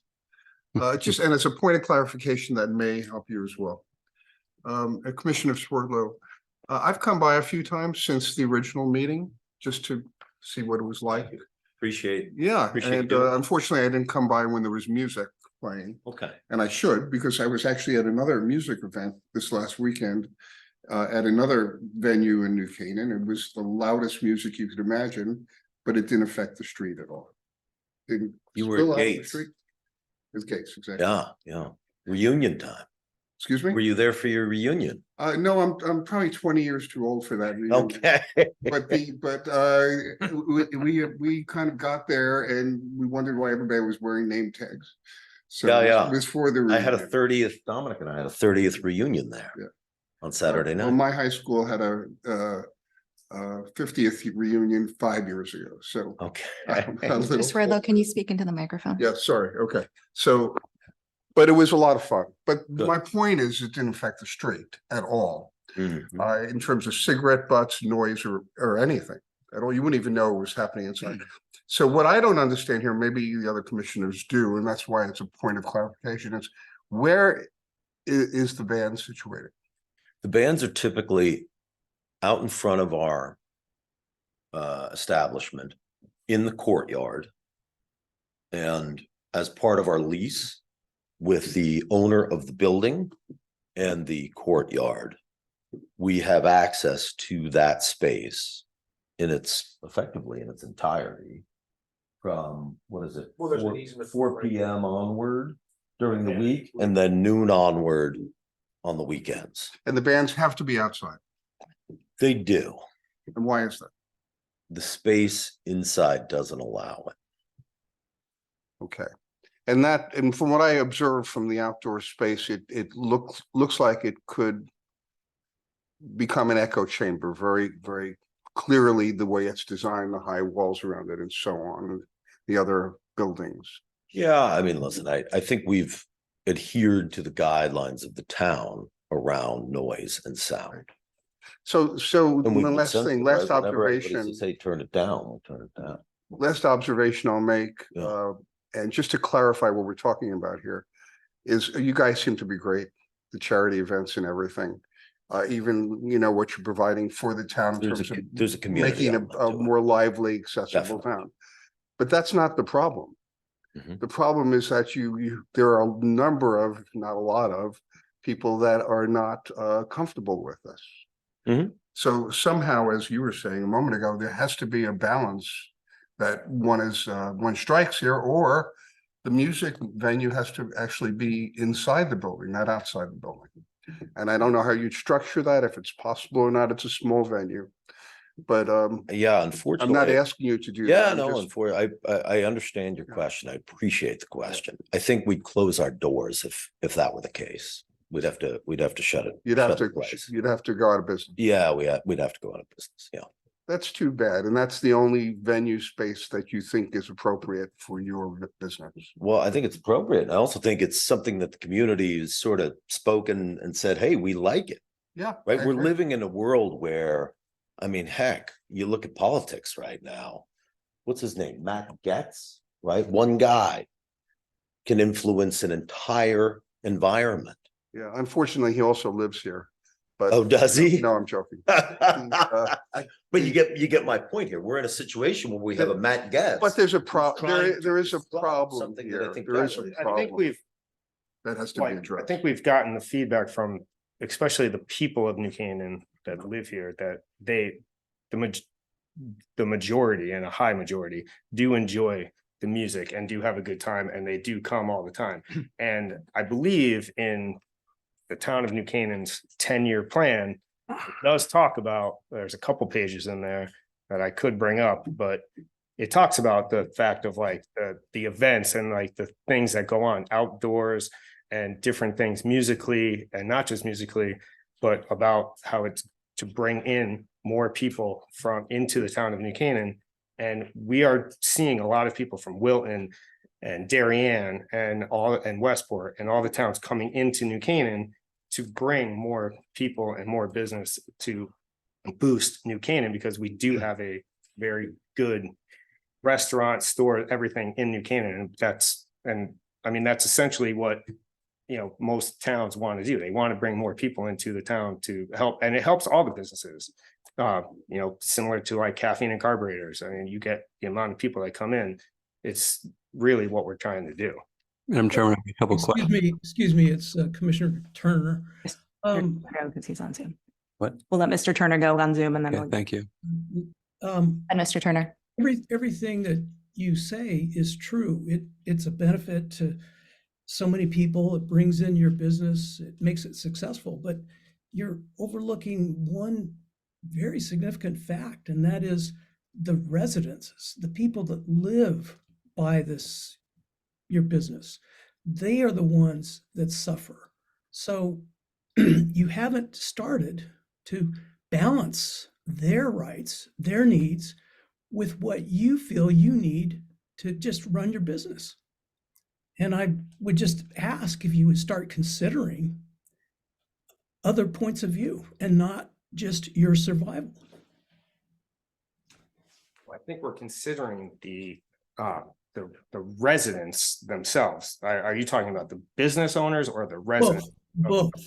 Okay, I mean, Have the residents. it's not like we're only open 5 nights a week, and when they're open 7 nights, but I mean, out of all these days, we're not asking for, we're only asking for what, not even less than 20%, maybe 15% of the days out of the year. We're not asking for a ton of days. We're only asking for probably about 40, 42 nights, and it's only 3 hours out of the night that we're asking for. We're not looking for 8 hours. We're not trying to have a concert for a long period of time. It's for 2.5 to 3 hours that the bands play and let people enjoy it. And we're not doing it late at night. We're trying to do it at a time that that would be best suited, especially on the weekends. On Friday, Saturday night at 7 o'clock, that's when the town is at its busiest. And we're not trying to do it when it's slow to bother anybody. Okay. Mr. Turner, are you have more questions? No, I just understand what you're saying, but Yeah, Mr. Turner, I that think. has an impact. That has an impact on the neighborhood. It has an impact on your adjacent tenants. That's what we need to focus on. We're very sympathetic to these folks, right? Having lived in town my entire life, yes, I want to speak to all of them and hear about it and try and solve for what they want. Is there one or many? That's what I would ask. Sarah, as far as the residents, there's under my, since I've been following it, there's been one resident that complained, correct? That is correct. So there's That's been all one resident that's complained, Commissioner Turner, in 5 years. There's been one Well, residential. since we resident. allowed the music twice a week, Correct. There's been which is one residential resident that's since complained. July. Well, she's complained even before July. Well, I mean, you've had it's the music same since one. before we permitted it. Well, no, we always did 2. A And then year? let me, I'm 100% sure. Then we called the liquor commission and we called the state. And then we called the town and COVID hit. And they said, you can move your businesses outside to survive. Because the inside dining was shut down. So your permit from So- 2019 allowed 2 events outdoors a year. Pre-COVID. it Only allowed in 2 July, events. only in July did we approve 2 events per week. Let me explain, because I went to the town for this and I've had several conversations with Lynn, who's no longer with us, okay, or no longer with the town. They said, move your establishments outside. I called the state to confirm that and the state confirmed it. While the COVID protocols are up and running, I was never notified by the state of Connecticut that the COVID changes were no longer valid. And then that's when the complaint came and that's when we came here. Okay. Mr. Chris, I believe you have questions? Couple of things. It stated in one of the, from a Mr. Tom Franco, that the original permit allows for 4 tables and 4 seats at each table. Is that correct, Ms. Carey, what the original permit was? Yes. Okay, because I'm looking at some other pictures that the gentleman provided, and I got 1, 2, 3, 4, 5, 6, 7 tables. I think So- that was the original in If I may, 2018. if I may speak, sir, we listen to you, please listen to me, sir. yeah. Thank you. I also wonder, perhaps to follow up, there are rules regarding number of bathrooms, given the number of seatings at a restaurant, with outdoor being included as well with indoor. Yes, however, the majority of the restaurants in downtown New Canaan are in violation of that. So it is not something that has been enforced. Understood that it may not be, Yeah. but it exists. It does exist, So I yes. wanted to state To your that. original question, that was going to be, we're just happy to adhere to the standard that everyone in town is being held to. The a couple other points, the issue that Commissioner Sverdlov brought up is one that I want to harp on a bit, is the issue of where things happen matters. And so we are in a well that's a sound chamber, and it generates a fair amount of, it makes sound travel. And we have one letter from a resident who is impaired in their enjoyment of their home because of noise, which is certainly something that's concerning to me. Absolutely. And so when we think about, at least when I think about this, I think we have to consider exactly where it is. There's a difference between being in essentially you're surrounded by things that bounce noise around versus, let's say you're in a park where you may have trees and so forth that noise dissipates or gets absorbed. And so that needs to be considered as well when we, at least when I consider this. Issue of amplification versus non-amplification, I think is one that this commission may want to start thinking about. Acoustic is different than non-acoustic as far as how much noise is generated and how it travels. Also, there were comments regarding access to the parking that's under your neighboring building behind Cafe Louis. Chef Louis, sorry, Chef Louis. Yeah. And I'll plead some ignorance on this, but my understanding is that there is at least the implied right of access or easement to get in and out of it if one wants to. And there were comments that there were some challenges in accessing the parking area because of where ropes were and games and so forth. And so that right of access, as I see it, seemed to be impaired, which would be something I would be concerned about. But I think the issue that Commissioner Turner brings up is, I think, really the nut of it, which is one of balance. And that if the point is granted that the activities of your establishment have been popular with certain segments of the population and of neighbors, if we spot that for illustrative purposes, nevertheless, we have to put that in the context of externalities, positive and negative, and how to balance these, because we certainly want to encourage business, including yours, but we also have neighboring businesses that have said that they are challenged by some of the activities of your establishment, as well as some of the challenges being stated by residential neighbors. And so these are all matters, at least I'm going to have to think about in thinking about really what to continue to grant, and if so, how to do so. And so if any of these points you can speak to would be helpful. Thank you, sir. First, I think the point of, I see your perspective, and I appreciate you explaining that. We said when we came here in 2018, we just want to be treated as everyone else is treated. Okay. I love another business in town called the School of Rock. It's a spectacular place. Does anyone have any kids who are taking classes there? Yes. Occasionally they have music that's outside. Right? Hold us to a similar standard. I've only seen them do it in the garage. Okay. But I mean, we I'm no have expert. one complaint in 5 years.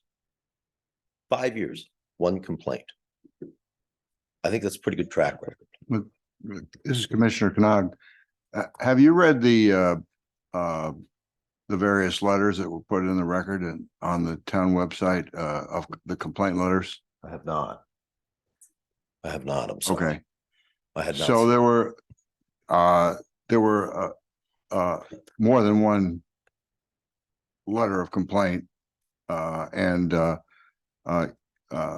key complaint that was made besides the access issue was the the fact that there was some hope that the decibel level, the loudness of the music would be cut back. And that even after our meeting, where we allowed you to proceed for the summer, the bands continue to be extremely loud. So what have you done to mitigate the decibel level, and what are you proposing to do? Yep. Clearly, we haven't done enough. And, I think one of the first things we can do is, restrict the bands from putting their speakers up to a level that the community feels is disruptive. We Right? had, Rich, is this a Yeah, reasonable conversation. constraint to put on folks?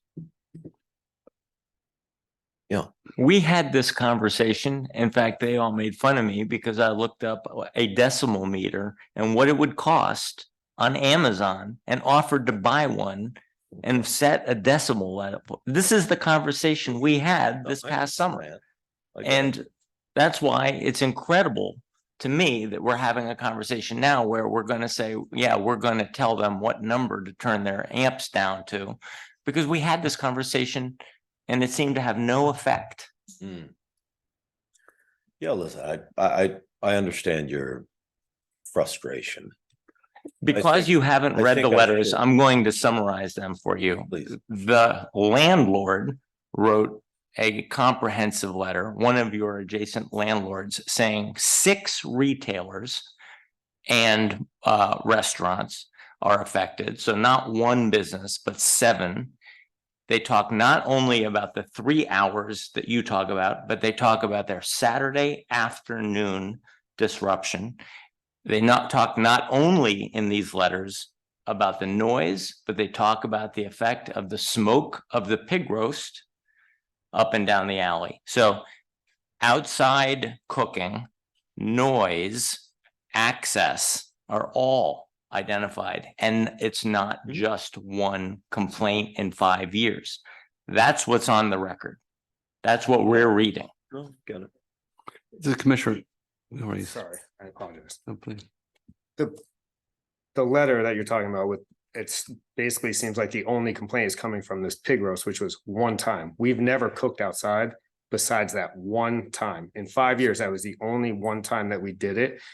Maybe, I mean, we knew that we were told by the health department and the fire marshal that we had the approval to do it. We didn't go against anything with doing that pig roast. If the pig roast is what one of the complaints is, we can change that.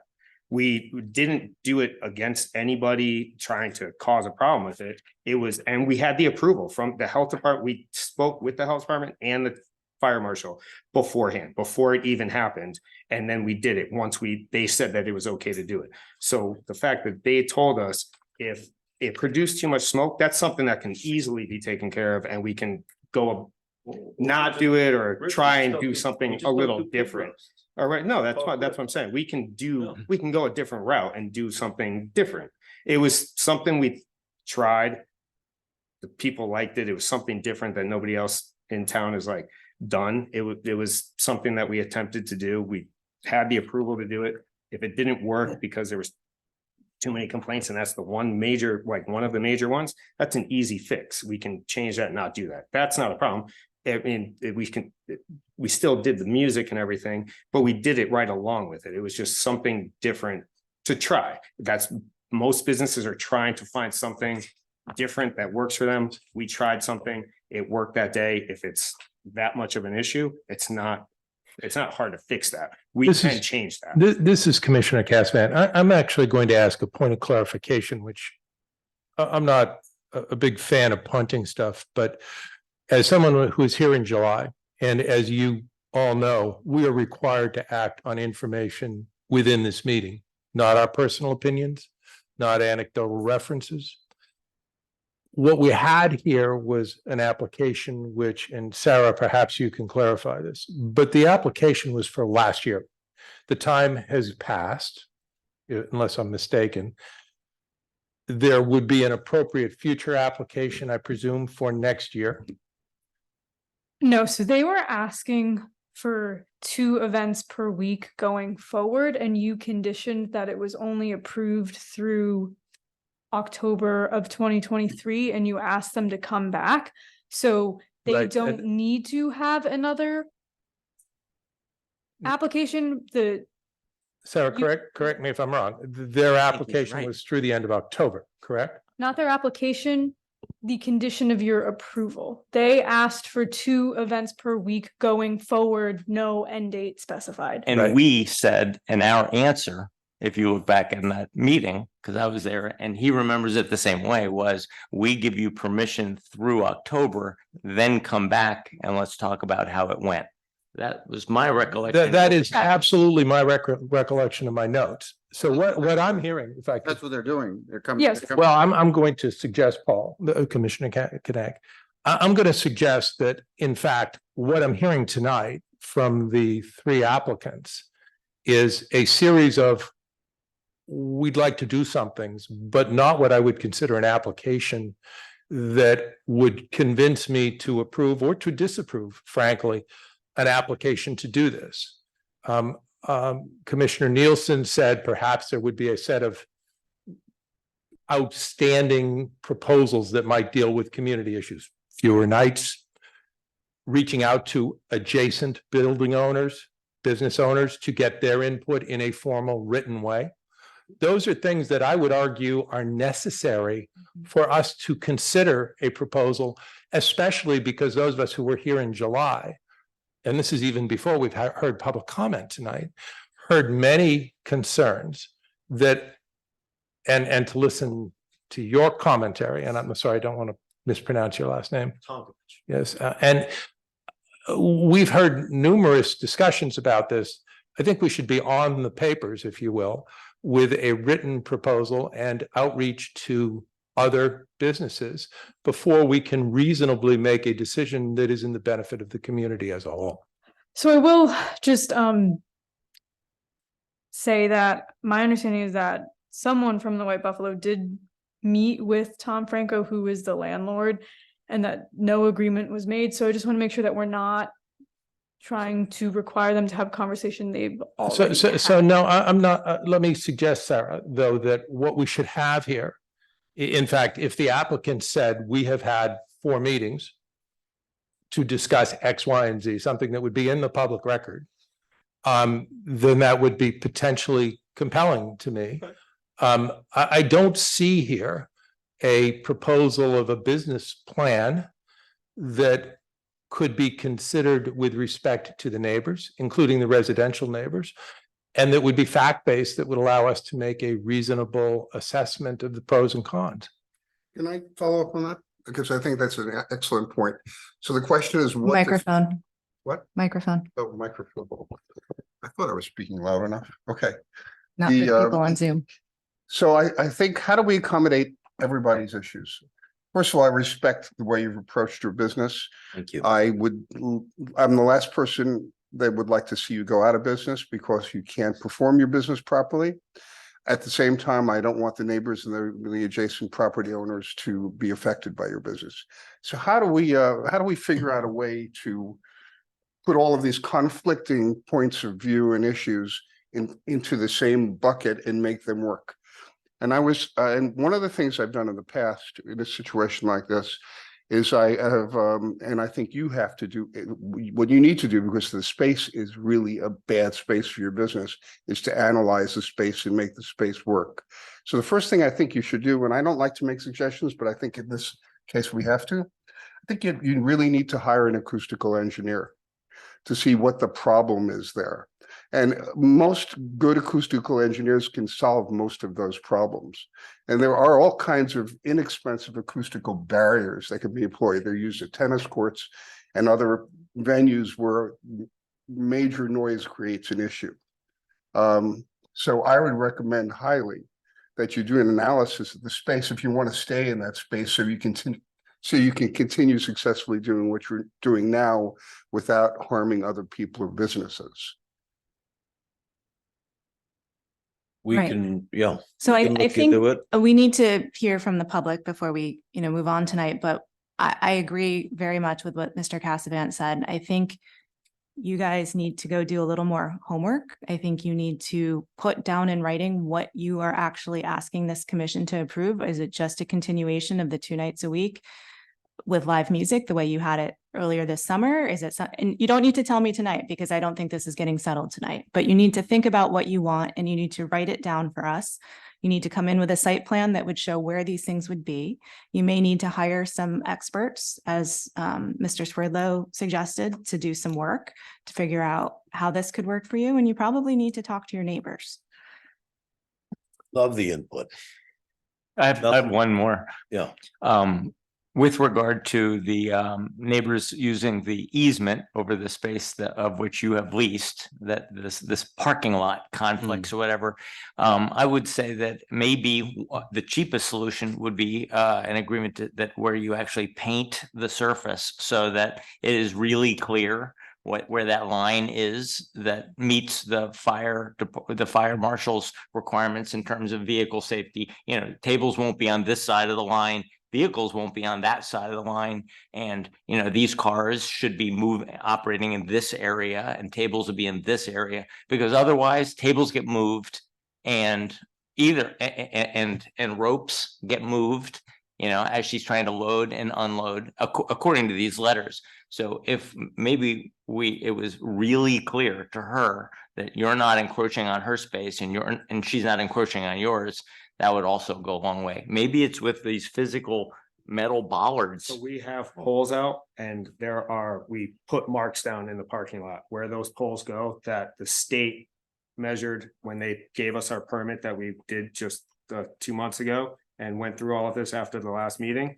It's marked and the poles go right on those spots that are basically. So they don't get moved around. It's fixed. We put them there. They're not, well, we have to move it. We move it every night. We take it in. So it allows, because the owners of the building, they park there during the day. But- We have use after. So at 5 PM, we place the ropes out with the poles like we were asked to, and then we take all of our stuff in.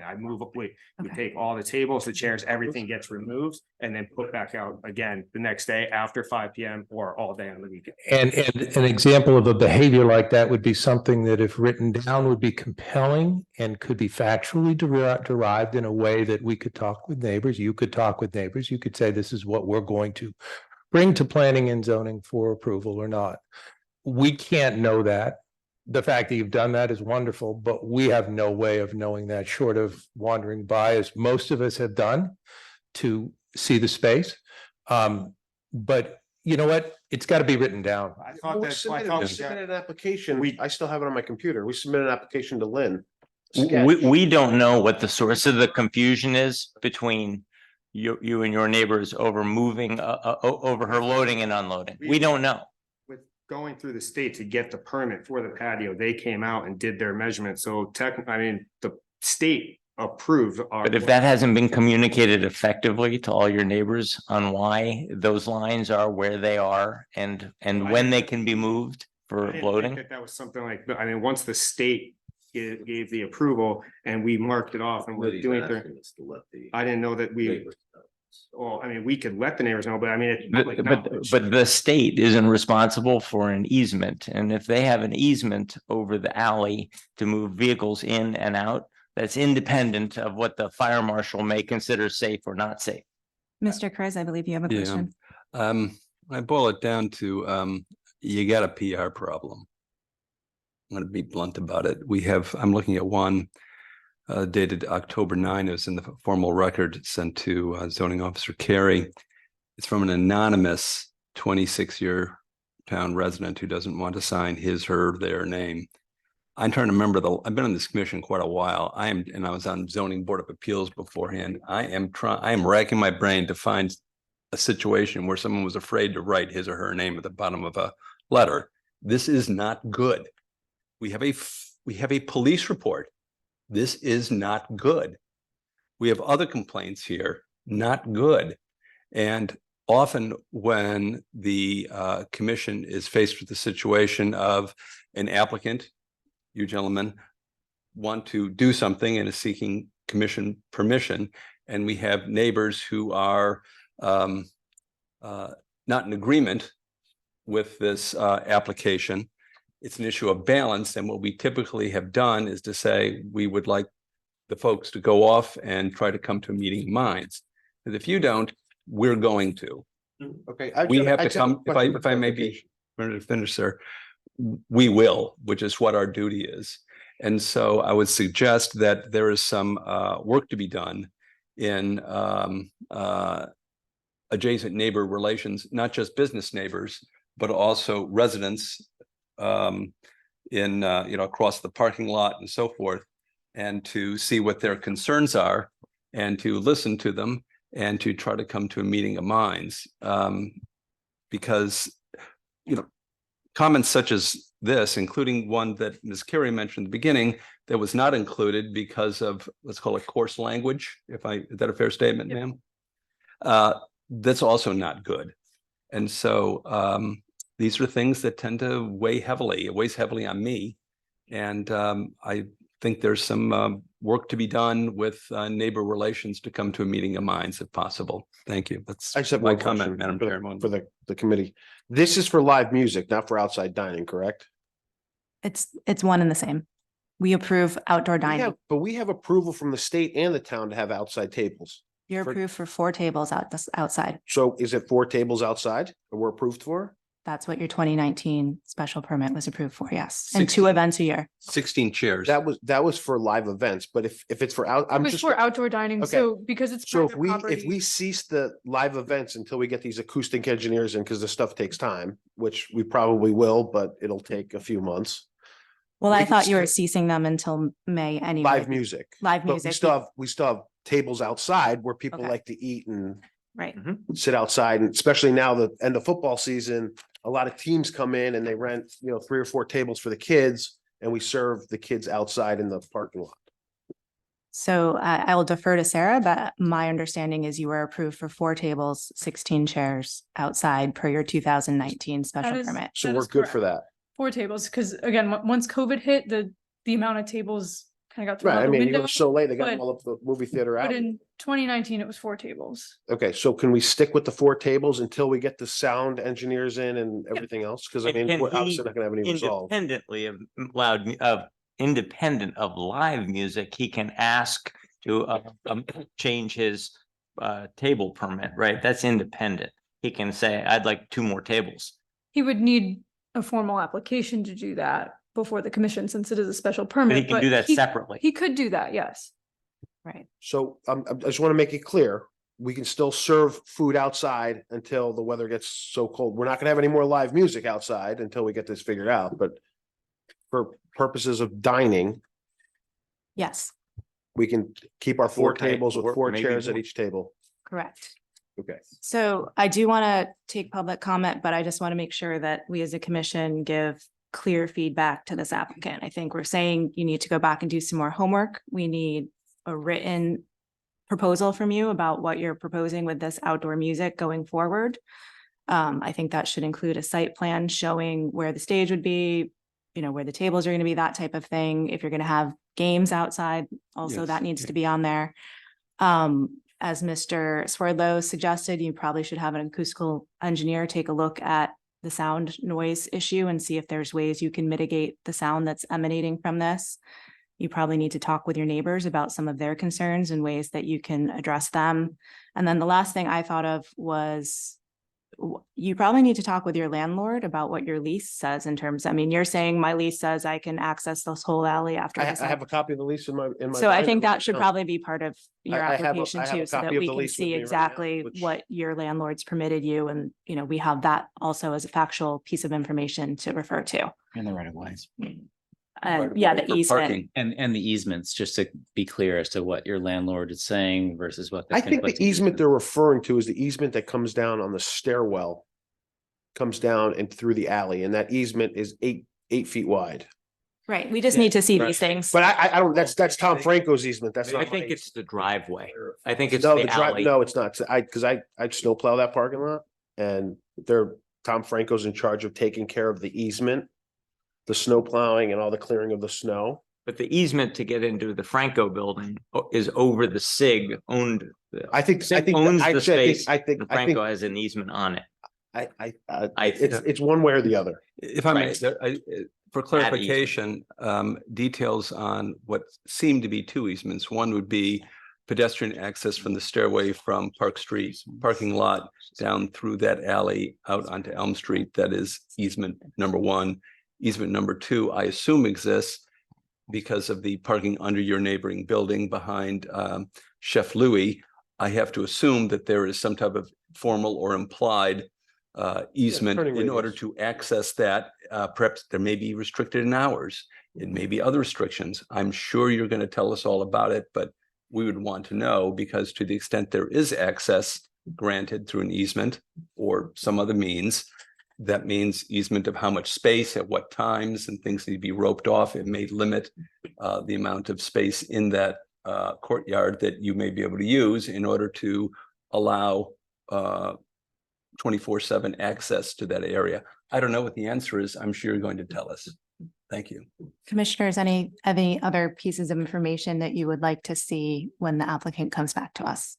Just one additional thing that I think could be helpful for all of us, and just trying to be helpful in terms of helping you refine the proposal and the presentation to the neighbors, is just defining what outdoor music means. Meaning, is it amplified? How many members of the band are out there?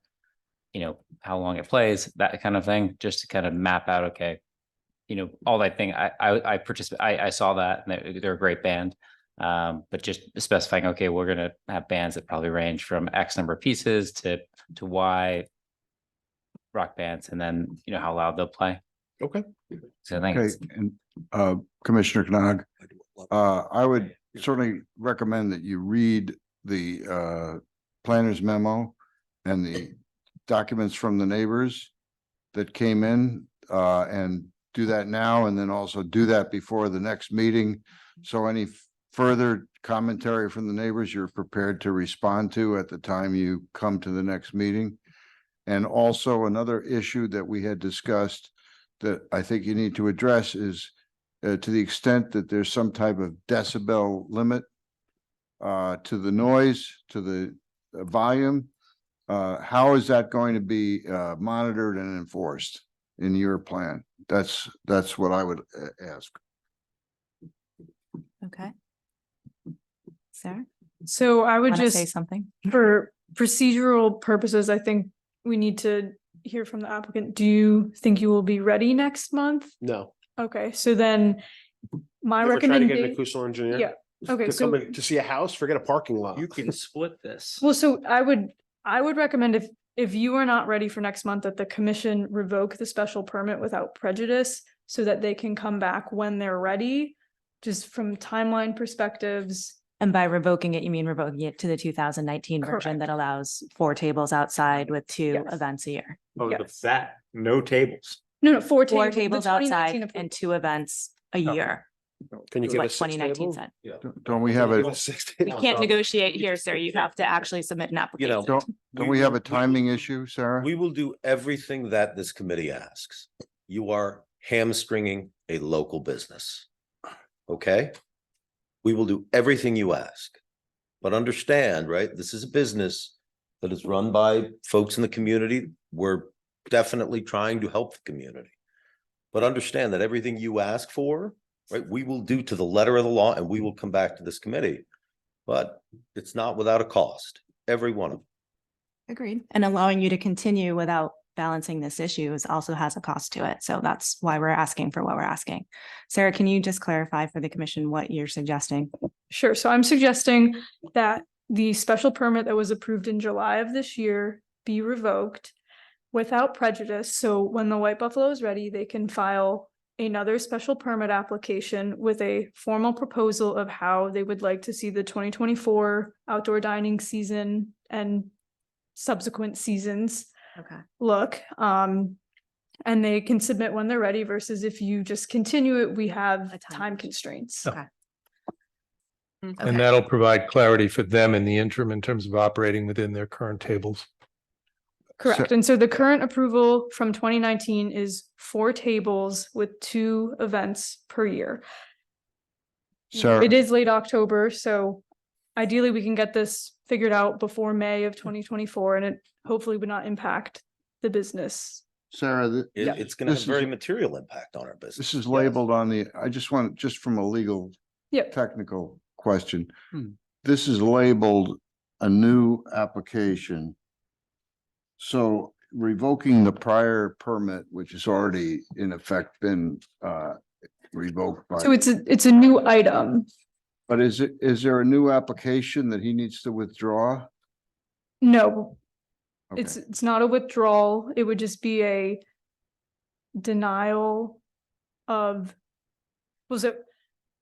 So this one's a little odd because you already approved it and then you asked them to come back. So as advised by the attorney, we renoticed it, but it is still the same application. So you're just revoking what you approved in July of 2023, which you could do for any special permit. If someone else from July 2023 had some sort of issue, you could revoke that. So that, Okay. does that answer your question, Commissioner Knox?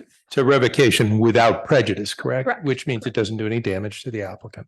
I'd add one additional thought on this. I mean, and I see the reaction on quote sound engineers. What we're really, I think, needing is a written proposal.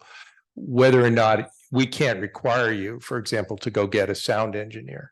What we can ask for, and if you want to look at any of the minutes of our prior meetings, is for everything from what you saw tonight, you know, relative to somebody coming in with a barn proposal, is a pretty clear cut what we want, what we've done, who we've talked to. It doesn't need to be expensive, but it needs to include the concerns that are raised here. You don't necessarily need to go get a sound engineer. I think Mr. Swerdlow's comment about what you're going to do when we get above decibel levels is exactly right, because it came up here several months ago. But again, just as a request to you in your commentary, sir, about, you know, you're a small business. We have other small businesses that are saying the same thing, that they're saying, we want to be able to do business and this is damaging our capacity to do it. We can't do anything. I understand we've spoken to these businesses, right? Well, that's why I highly recommend that you be able to go talk to them and put in your presentation. We spoke with Business X on, August 22nd or whatever date it is, and it's verifiable. You know, and they said they love us or they said they don't. Commissioners, I'd like to open it for public comment. We can continue. Excuse I me. just want to make sure that we get the public. I think Commissioner Turner. Mr. Turner, you Yeah, have, if I go ahead. on that a bit. You know, the town, our new building had an issue with the emergency generator. The sound was very loud and it impacted the adjacent businesses. The town hired an acoustical engineer, came up with a solution, and the suit that was brought about went away. So again, I want to encourage the White Buffalo to use experts to try and find a solution for this. Noise is a big problem here. Thank you. Input. All right. So we can continue our conversation if we feel we need to, but I do want to, the public may have some ideas and things that we want to continue to bring back to the applicant. So let's open it to that and then we'll continue if we need to. Does anyone from the public want to speak on this application this evening? If you're on Zoom, you can put your little Zoom hand up. No one has nobody raised, oh, I think someone just I said. have a question. So they're just reapplying and then they have to go Hold and on. talk. to Can all you the please business state your owners? name for the record? Oh, yeah, Pam from Ski and Sport. Is that enough? Pam from Do we need Pam's last name? surname. Yeah, what's your last name, Pam? Alberino, Alberino. Okay, thank you, And Pam. my business has been in New Canaan since 1976 when my father started it. So I am too a small business owner. And my question is, so now they're going to reapply for their special permit? Because when they go in, I find it very hard to believe that the state would come in when you have a row of stores that are on Elm Street and they have a back alleyway and they block the back alleyway from the merchants that have a right to go into their stores from the back. But because this business blocks everything off They even block off a hair salon, which is right next to them during the day. And she charges for a color and a cut would be $500. I would not pay $500 to have to walk through White Buffalo's nonsense of kids, games, and everything else. But so now they're applying and now they have to go talk to all the other businesses. So what we are asking the applicant to do, number one, we have not voted on anything yet this evening. We'll get to that in a little bit. But what we're suggesting that we might vote on is revoking the permit that we approved in July, which allows 2 nights a week of live music. And they would revert back to their 2019 permit in the meantime that allows 4 outdoor dining tables and 2 events a year. The applicant could then come back to us with a solid plan for how they would propose to continue to have outdoor music in the next season, which I would assume would start in the spring. And they will hopefully in that time work with you and other neighbors to resolve some of these complaints. One of the reasons we asked for the lease and the easement documentation is so that issues like the one you just identified, that we can have some factual facts to base this also off of in terms of who has rights to that alleyway. That's not something that we know offhand, so we need that in the record. Does that answer your question? Yep. So then we're not really speaking until the next meeting. They bring up permits and concerns because they're also, I was told they have 4 tables and 10 feet out in front of their space. 16 seats. Okay, so I mean, 4 tables and 10 feet out. And if they put 4 tables out, they only have capacity of 49 people. Oh, hold on. so sir, Everything- number one, she's speaking to the commission, so I can't actually have you respond to her right now. I guess I'm trying to understand, where are you getting this from and how would you like the commission to handle what you're telling us? Well, as long as it goes out to what's in their lease, which is 10 feet, and then 4 tables outside, not the whole parking lot, because they can't have the whole parking lot because I was told by my landlord that I can pull my car there. Okay, so again, we don't have copies of the leases, so we don't know what those documents say. So, that's your word against his word. I don't have the evidence to support either side right now, which is why we're asking for some of this documentation going forward. Okay. Does that answer your Perfect. question? Yep, thank you. Okay.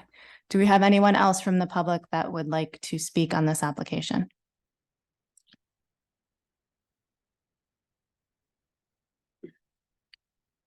Okay. Closing the loop on that. Hold on. We adhere to We'll our get back to you. Okay. So it appears nobody else. has No had one their else hand. has unmuted or raised their hand. So. Okay. So applicant, would you like to kind of wrap this up in terms of where we are and where you want to go? We adhere to our lease. We put guardrails out, Rich puts guardrails out every day around exactly what our lease states, what the town, what the state says. Right? We're not blocking alleyways. We do what's in our lease and what the town and the state has allowed us to do. We put that out.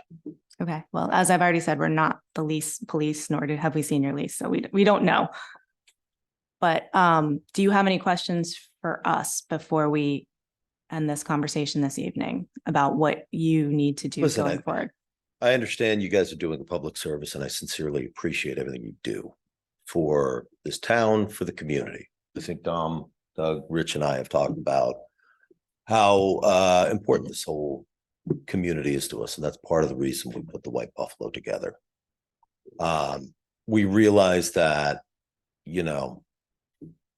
small business is imperfect and we want to make everybody happy. It's hard to do, right? And unfortunately, I think in the case of some of the complaints, there are other reasons, right or wrong, but we will do everything in our power to reach out to these folks in a formal way and respond back to this committee. And we will do everything we can to try and make it as hospitable as we can with the folks who have found issue, because we think it's a value to the greater good. We think more people in this town like it than don't. So I'd ask you to think about that. Thank you. So Sarah, just in terms of process, we should close this so that we can vote on the Yes. revocation of the 2023. Okay. Commissioners, are we all okay with doing that this evening? Yes. Okay, this application is closed. The next item on the agenda is the first item in our regular meeting, which means that we don't take public comment. This is just a site plan. This is for 88 Elm Street upon application of Tim Schenk, Elder Jones, authorized agent for Robert C. and Fiona A. Sig owners for a site plan approval pursuant to section 612 to allow repainting of an existing storefront in the retail A zone at 88 Elm Street, map T, block 44, lot 92. All commissioners, including Mr. Benton, are seated. And do we have someone here to speak on behalf of the applicant?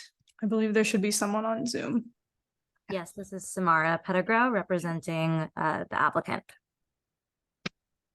Okay, and so could you talk to us about your site plan application this evening? Yes, so I am a project manager for Van Leeuwen Ice Cream. We are the tenant currently under construction at 88 Elm Street. We submitted plans to the landlord as well as to the town of New Canaan for permit that showed exterior elevations to be repainted a brand color.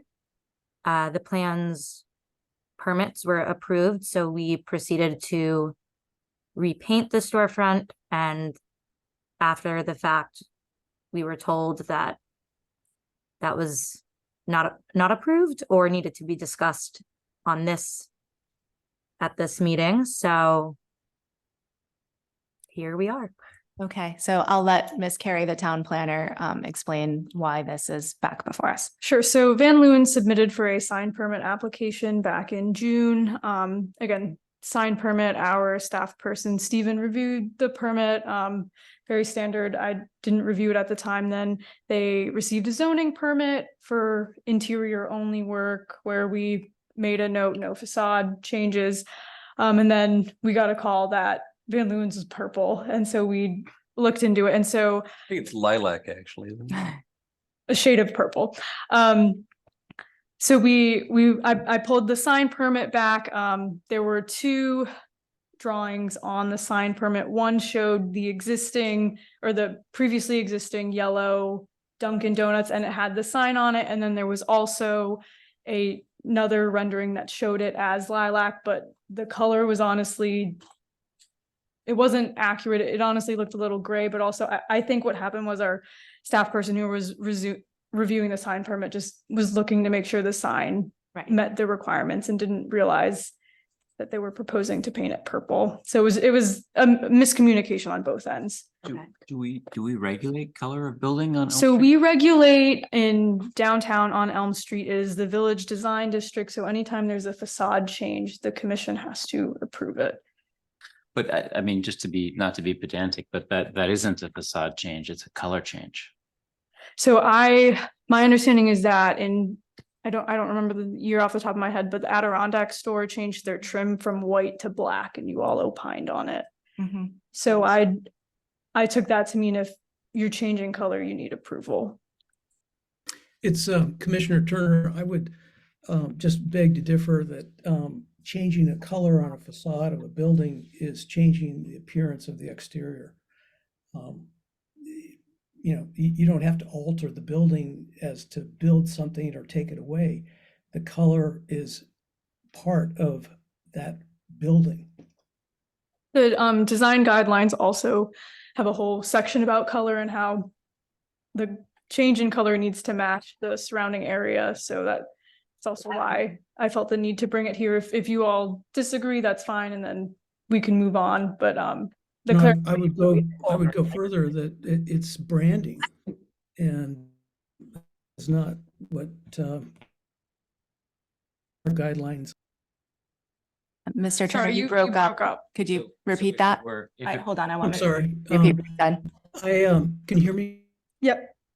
Okay, I would suggest that this is branding and the downtown village guidelines are very specific about and branding falls into that. So I think we got this. the fact that you paint something purple or close to purple, in fact, does create signage. And again, the village downtown guidelines do not. Okay, just for everyone who maybe had a little bit of difficulty understanding that, I'm going to try and paraphrase what Mr. Turner's saying, but he's saying that the color that they've painted this building is a form of branding and that the downtown design guidelines are not in favor of that because branding is in effect a type of signage. Well said, thank. Okay, sorry, you just keep breaking up and I want to make sure everybody gets what you're saying. Other commissioners, do you have questions for the applicant or comments for the planner? This is Commissioner Chris. I mean, as far as colors and branding, I agree it can be, but if, some brand color may be white and gray and they paint the building white and gray and they just happen to fall into the approved color zone. They sort of get a pass, might happen. I can see that.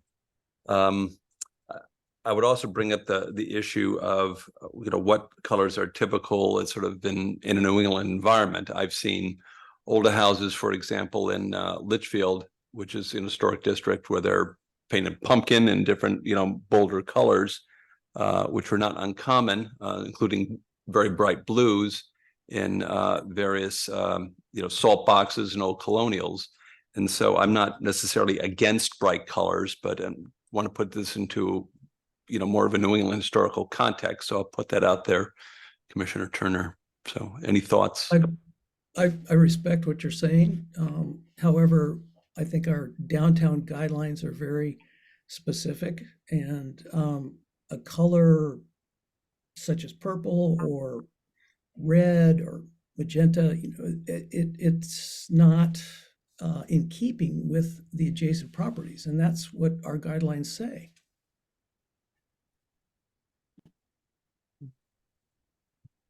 Would restoring the Which white section trim are you referring to? Because I can't find that. 6.12. Right, and then actually the downtown design guidelines are also a standalone document. Yeah. If you wanted the full text, it's not in the zoning ordinance. Yeah, it's a separate document. So I just we wanted can to set- highlight that, the building was yellow before, so would restoring the white trim as an example help? Well, I think, to Commissioner Chris's point, you look at the bank building on Cherry Street, that's a monochromatic gray. So I don't necessarily think, trim differential is necessarily the distinguishing factor. To your point, Newport and some of the old historic districts all have monochromatic buildings. So they also, to their credit, they took down that rather chintzy, awning, Yep. and actually restored the copper bay window, which I think arguably looks nicer than what was there before. This is Commissioner Chris again. I remember, correct me if I'm wrong, Commissioner Turner, but I know in traditional colonial buildings, often the trim was painted dark. Now trim is painted white and maybe the walls are painted a different color. And so I'm wondering perhaps if the trim on this building were perhaps the color that the tenant has chosen and the rest of the building be white, as an example. Which is again, that type of, often they were called blue or some other green or bright colors. And the trim was not uncommon in many colonial buildings, as I'm sure you know. What are your any thoughts on that? Well, again, I appreciate and I respect your justification for colonial colors, but again, it gets down to the character of downtown and adjacent buildings. I'm not opposed to the color purple. I think that there has to be some kind of harmony, some kind of blending so that this building doesn't stick out like a billboard. This is, Oh, I'm sorry. So I just did a street view walk down Elm Street, Mhm. because even though I've been on it a million times, I couldn't remember What color? what colors things were. So it turns out that the colors of the buildings are either white or red brick Design with guidelines. a varied amount of different colored awnings. Okay, there's no other building other than the Elm Restaurant, which is gray, stucco or something like that, that is anything other than white or red brick. Okay, what do you say? I'm looking at the village design guidelines and actually there's many examples of very colorful Easter egg colored buildings. On Elm Street? All over the place. I'm You- just talking about Elm Street. right Okay, so on Elm Street, the pink building is cited on page 12, Which one as is is the green building on page 12. And before that, It's up on the screen, just so. yeah, so there's the pink building on Elm Street opposite, and there's the green building known as the old Brandman's Paint Building. So, yeah, actually, in our design guidelines, if you read these carefully and you look at the examples, you wouldn't know that it just says color on 6.1.2. Okay. It doesn't say Yes, yes. Easter egg is Can I bad. just complete my thought here? Please. First of all, I'm talking about Elm Street in terms of downtown business section only, okay? And just for context, this former Dunkin' Donuts store is right in the middle of everything. And if it was painted purple or dark blue, whatever the color is, it would really be a very different character than everything else. I'm not saying that's good or bad. I'm just trying to cite a fact here. But there are different color awnings downtown, all kinds of different color awnings, but not the body of the building, just in the main part of Elm Street in the business section. And so I think we have to go by what the rules and regulations say. Does it allow for varied color or not? I absolutely agree. And it's not a fact. It's your opinion that purple, because I can't find any reference in the document that makes this an obvious violation. No, but first of all, that is not what I said. Please listen very carefully to what I said. I said it would be very different. I didn't say whether I'd like it or not like it or a violation or not. I was asking if it is a violation, if we do have rules and regulations for paint colors downtown. And what I'm saying is, it's not clear that it is very different when you move from a very yellow to a pale purple. It's not in our guidelines. May I interject something? This is Commissioner Cassavant.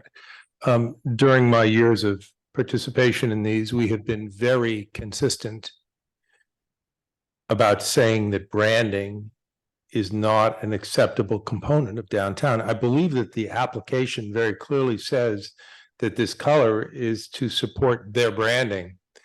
We have had discussions involving the Verizon store, the size of their letters, a medical facility last year where we insisted that the sign be reduced because it was inconsistent with our approach on branding. And we've had numerous discussions where we have said that we do not encourage or allow somebody's branding philosophy to be determinative of how we do things downtown. This color is not the point. The point is it's branding. It's a branded jumping out. And it says so in the one line of the application, which I believe is inconsistent with how we have treated prior applications. This is Commissioner Cruz. I'm looking at the pictures submitted of the Dunkin' Donuts awning. And it's the Dunkin' Donut typeface, Dunkin' Donuts colors. So this ship has sailed with Dunkin' Donuts.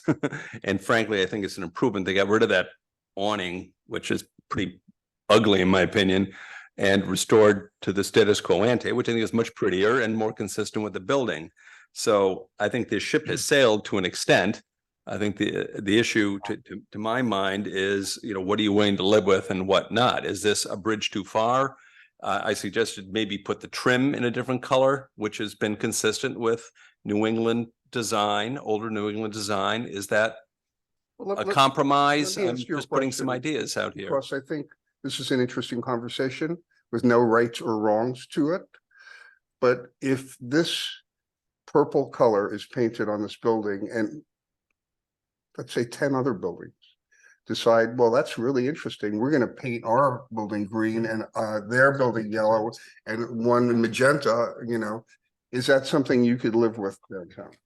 Well, I've seen that in some Nordic areas. Ever been in the Nordic area? You have very colorful buildings too, but we're not in the Nordic area. But Well, we're talking about New Canaan. I understood, but we've seen branding here with, it's right here with Dunkin' Donuts. We have branding. And so the issue is to what degree do we want to live with? There's zero where we could simply say everything's one color and all typefaces have to be the same, because many stores use different typefaces that are their typefaces. And so that's soft branding. I'm wondering if there's some type of compromise here, or simply saying, you know, go back to white or off-white and leave it at that. Totally different totally different issues. Mhm. Branding when it comes to typeface and logos and all that exists downtown. Every single store from you know, whatever it is to whatever it is, they use their own branding that way. I think we're talking about the body of a building being painted differently. And we can say, well, actually, we like that. We'd love to see all these different buildings painted different colors as well. Or the more traditional view is keep it white and red brick and very minimal in terms of differences between the buildings. I'm not saying one's right or what's wrong. I'm not advocating for anything. I just think as a commission, we should have a point of view here. I think Mr. Benton's trying to get a point in. Yeah, so I I'm mean, gonna I give him a go chance. back to the comment where it says, building texture, color, and components will be in harmony with the neighborhood. This is not in harmony with the neighborhood. And the neighborhood being the actual block of Elm Street. We're not talking past the train tracks, down toward Weedenbury or anything like that. We're just talking the neighborhood. It's not it's not consistent. It's not in harmony. As Commissioner Krizik and Commissioner Benton, I do not disagree. The point I'm making is to what degree? In other words, do you want to get rid of the entire I think it's looking more lilac than purple to me, but okay, let's not split hairs on that. Harmony for me is the building is a color that's consistent. If they want to have their name be in lavender, I mean, I don't think if it's in, I mean, I don't know about the rules on that, but if I We just don't look at the, regulate sign color. if I just look at the exterior of the building, it's not in harmony. I do have a quick question. Hold on, the applicant's asking a question and then Mr. Herring has a question for you. So go ahead, applicant. So with the prior tenant having painted their facade yellow, and then I was doing some like older research on the tenant that was there even prior, and that was an even brighter yellow. So I'm just questioning how those colors were considered in harmony with the surrounding buildings. I mean, yellow is yellow, purple is purple. They're obviously different colors, but I'm wondering how that was allowed. It's Commissioner Turner. A lot of those buildings were grandfathered because they were painted that color a long time ago. I mean, prior to the village district design guidelines. Correct. All right. Mr. Herring, you had a question? Yep, thanks. So just looking at some of the village design guidelines, they highlight building materials, and materials encouraged traditional high quality building materials, i.e. clapboard and brickstone clapboard shingles, characteristics to avoid things like highly reflective or processed materials or brushed aluminum, bronze, concrete block, untreated plywood, Dryvit, what we might see on like a Walgreens, things that are used in kind of a random brick pattern, for example. So, I think one of the things that's clear in this painting is they've taken down that awning, and it's actually pretty architecturally intact in terms of what's there today. It's a clapboard building with a nice bay window with the frieze board at top. And I guess my question would be, if you look at an Apple store or some other things that are white or other characteristic colors, it can kind of add to the streetscape by not having a large glaring backlit sign. And so I guess my question to the applicant is, do you intend this to be your sole branding? i.e. would the ice cream store just have, something in the window and therefore like the brand clutter be reduced to the color, or would you have the color plus a large sign above it? So as part of our sign permit, we did submit for our signage to say Van Leeuwen ice cream. However, due to the height restrictions with the letters, we were not able to use our standard logo that is synonymous with the brand. So as a result of that and kind of switching to a secondary logo that isn't necessarily as recognizable by the public as being synonymous with our company, we were hoping that the color would help kind of echo other storefronts that we have that are synonymous with our company. An example of a colored facade, and I've been a part of conversations like this in the past. I had to attend a similar hearing with painting our storefront in Greenwich, Connecticut. Obviously they have different rules than New Canaan, but ultimately it was determined that color was an important part of our business, not necessarily our brand. And given the lack of being able to use our standard logo, we hoped that repainting would kind of freshen up the facade and have it be consistent across our portfolio of stores. Okay, and then what would your, so I'm really interested in what your sign looks like and kind of how it's lit, and, you know, is it a backlit sign, or is it a kind of like a, you know, like the Ralph Lauren sign, for example, that's pretty modest and not necessarily all that? So this is, I can show. We were approved to, yes, we were approved to install goosenecks, black goosenecks at the top of the facade. Okay, so kind of So top lit down. like- Externally illuminated, not internally illuminated. The letters themselves are just painted black FCO letters, dimensional on the shiplap. I'm circling with my mouse, kind of. Okay, so ignore they're the just blue gonna, background, but it's just those black letters in that exact font, just. got it, so you That is basically, not, yeah, that is our standard logo, but that is not the ultimate sign that was decided and permitted for this store. I can pull up the sign drawings if that's helpful.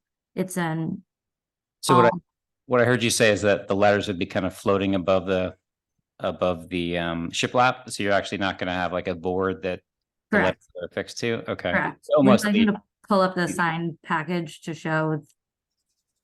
so the painted building actually becomes part of the back of your sign effectively. Correct.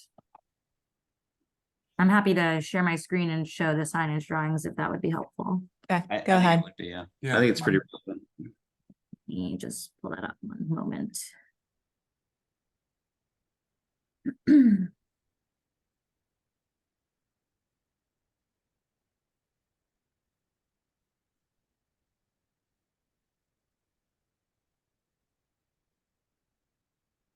So I believe, whoops. This is package that was submitted and approved for permit. You can see my screen. We can, yeah, can you just go to like presenter view, just to zoom in a little for us? Yeah, of course, sorry. Having some mouse difficulties.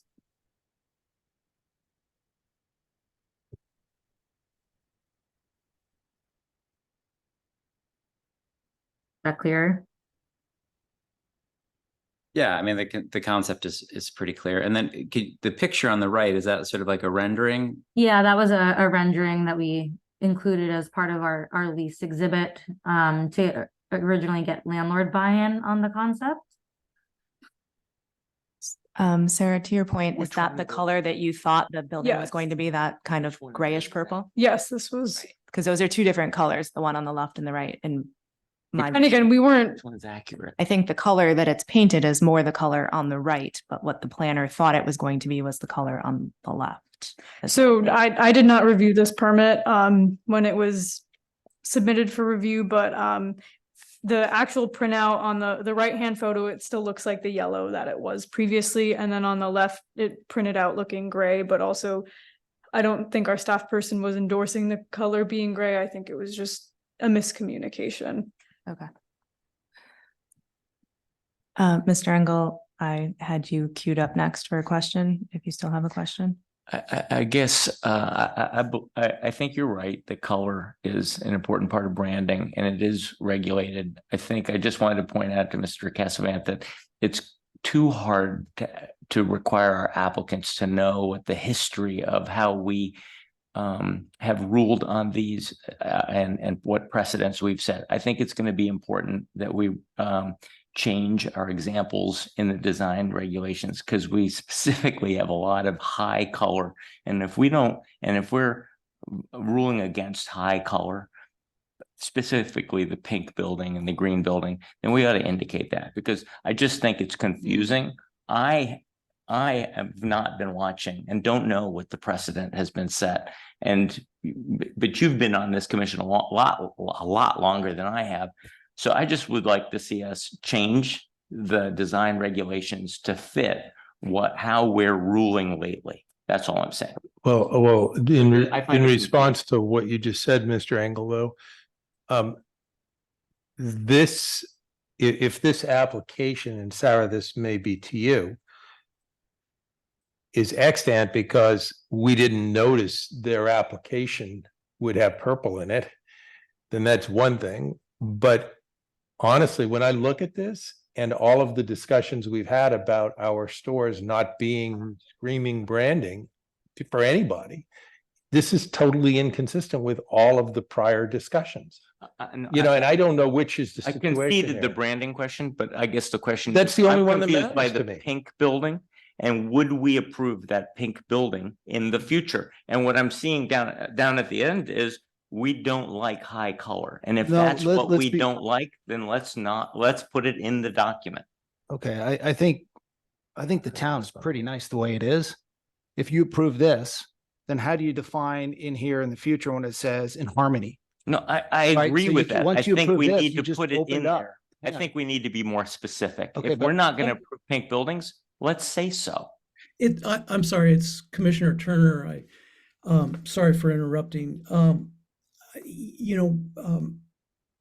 Commissioner Engel, when you say green buildings, pink buildings, those buildings are more harmonious. They have a great deal of muted colors as far as the trim. The green is really more of an olive. It's brown. It harmonizes with brick. I'm sorry, I'm having a hard time understanding that the regulations are not descriptive enough. Yeah, we could surely do better, and I'm all for that. But I think there's enough information in the guidelines that indicate that this building, just fails on this proposal fails on several points. Branding, the color, the harmony. I'm sorry. I think the guidelines are very strong in that respect. I conceded the point on branding. A building shouldn't be branding, but I disagree. I believe that the fact that you find the pinks and the greens muted and acceptable is in the eye of the beholder. And I don't think as a commission that we should require our applicants to guess what would be acceptable. We should be as explicit as we can be. That's my only point. All right, So hold on, commissioners. It's 9:54. We're getting late. I don't want to cut off a good conversation. I just want Sarah to clarify for us before we continue deliberating what our options are, because this is a site plan. This is not a special permit. I don't believe we can add conditions. This is either an approval of the purple or. So this is more of a special case just because it's already been done, Okay. If this was just a proposal, you would approve or deny and have suggestions of what you would like to see. But since the building is purple, we do need some sort of, if you want to deny it, we do need some sort of remediation. Okay, so you are looking for feedback on what color, if not purple, what color or what color scheme? Yes. So. This is Commissioner, if I may too. Piggyback on what you're saying here. I think we made a mistake, an honest mistake, but somebody made a mistake and approved this. And they went about in good faith painting it that color. So I don't think the onus here is on the owner the onus is kind of shared. We need to share that problem with them. But I think we need to come up with a set of guidelines for approved colors in the commercial district in New Canaan.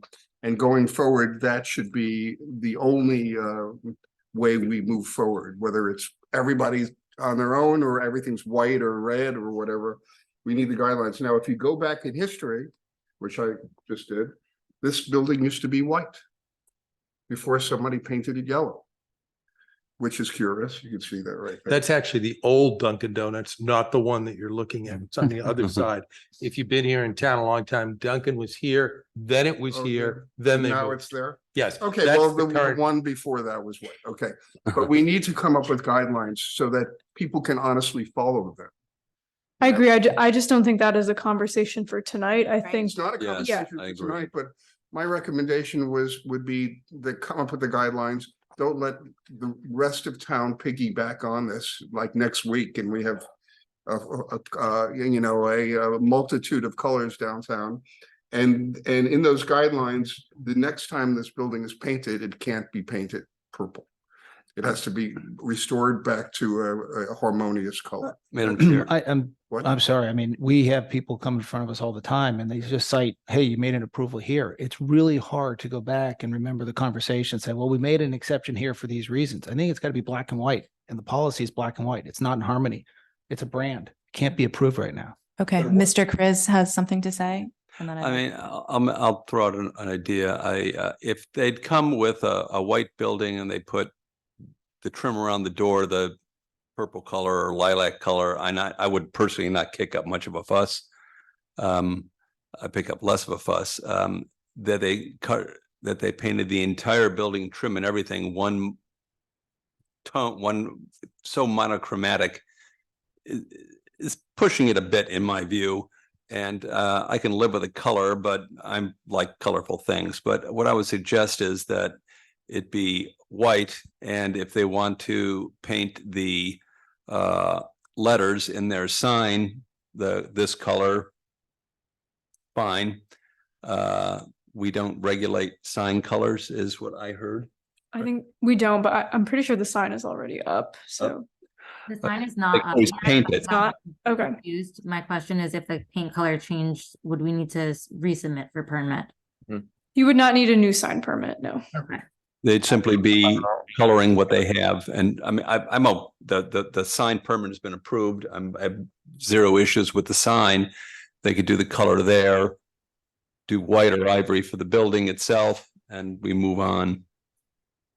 Okay, commissioners, so we could move this to a vote because we're in the regular meeting if we want to. Yeah. I do have just one quick question before we move it to a vote. Is there a reason that this was not flagged by the town during the permit process, since it was included in our construction drawings and clearly listed? Sure. So this is Sarah, the town planner. So we received the sign permit application. There was a color change noted. There was oversight on staff that it was not flagged, but then also when a zoning permit was received, there were no exterior elevations. It was only interior plans, and we noted no facade changes. So we should have flagged it, and this isn't something that we will make sure to catch in the future, but there was another time where we noted that we did not approve any changes to the facade. So I think it was a miscommunication on both ends. Definitely the town should have flagged it, but I think there was miscommunication on both sides. Okay, so in an effort to try and move this along, and I'm not going to hold anyone to this, are there people on this commission who are in favor of keeping the purple as is right now? I'm in favor of it. You are. Okay, so we have one. Anyone else? I'm in favor of it. Canag, Engel, I feel like you want to. No, I think that you're right. It is branding. I just would like us to be a little bit more explicit in our regulations so it doesn't happen again. Right. Well, I mean, looking at their other stores are different colors. So, for example, the one in Greenwich is actually more like a pink, I would argue, although I'm not the best color judge. And their one in Tribeca is more of a charcoal. So is it branding or is it just getting people's attention? So I guess, to Mr. Chris's point, if it was white and it was Apple, is that branding? So I guess I is it clever marketing versus branding? I just think that there's a little bit of a difference. So It's Commissioner, let's not get lost about our guidelines. They are very explicit. they It has aren't. to match, it has to blend in. And several of us don't think so. Okay, well, Several- that's fine. Thank you. They were his guidelines. It's your opinion, Kent. There's several of us who disagree with you. And I have the option and the right to state my opinion. Thank you. All right, so we have a couple people that think the purple's good. Do we have any proposals? I heard Mr. Chris make a I'll make- proposal about a white building with I'll purple make a lettering. motion, then I'll have a formal motion. Okay. I move that the exterior of the building be changed to either a white or ivory at the option of the tenant. I'm okay with either one. And if the tenant chooses to paint the sign that has been already improved in a different color, they may do so. Okay. Currently, it's black, as I understand. Yes. If they wish to paint it in a different color, they have the option to do so at their discretion. do they have the option to go ahead and add like a canopy like that? I hope not, no. Okay. I think the change to the building with the removal of the Dunkin' Donuts canopy was an improvement to the building, in my opinion, and should be left as is. All right, we have a motion on the floor. Does anyone want to second this motion? I will second it. That's Commissioner Cassavant. Okay, well Can you then, repeat the motion, please? you want me to say what I wrote down? Or you want to say what? Why you're- don't you say what you wrote So down? what I have is that the building can be white or ivory at the option of the tenant. And if the tenant chooses to paint the sign with their letters a different color than I think the black that was approved, they may do so. So, So there was a second, so there should be a vote. So we need, but I thought there was a discussion after the second. no, we have to take a vote when we have a All right. motion. There's a discussion after a second. Okay. If it's voted down, we get to discuss it again. So, okay, I'm going to take a vote and we'll see if we can move on with this one or if we need to keep. Discuss before we vote, after a second. Yeah, that's what I. That's Robert's. Okay, all right, we'll discuss then and then we'll take our vote. But, okay, go ahead, discuss. Okay. Yeah, I want to get out of here too. I understand. But I would vote in the affirmative, but I wouldn't vote if the option was ivory. I think I don't see ivory buildings here. They're white and they're red brick. So I would take the ivory out of it. If in fact you keep the ivory in it, I will abstain from voting. Mr. Chris, would you like to change your motion? I put down ivory simply because we're going to argue about what color of white is at some point. So it's white, off-white. I don't want to split hairs on this. But ivory is a different color. There's about 100,000 different whites, so they can choose from that. I understand there's a between plum and Tyrian plum and dark Tyrian plum too.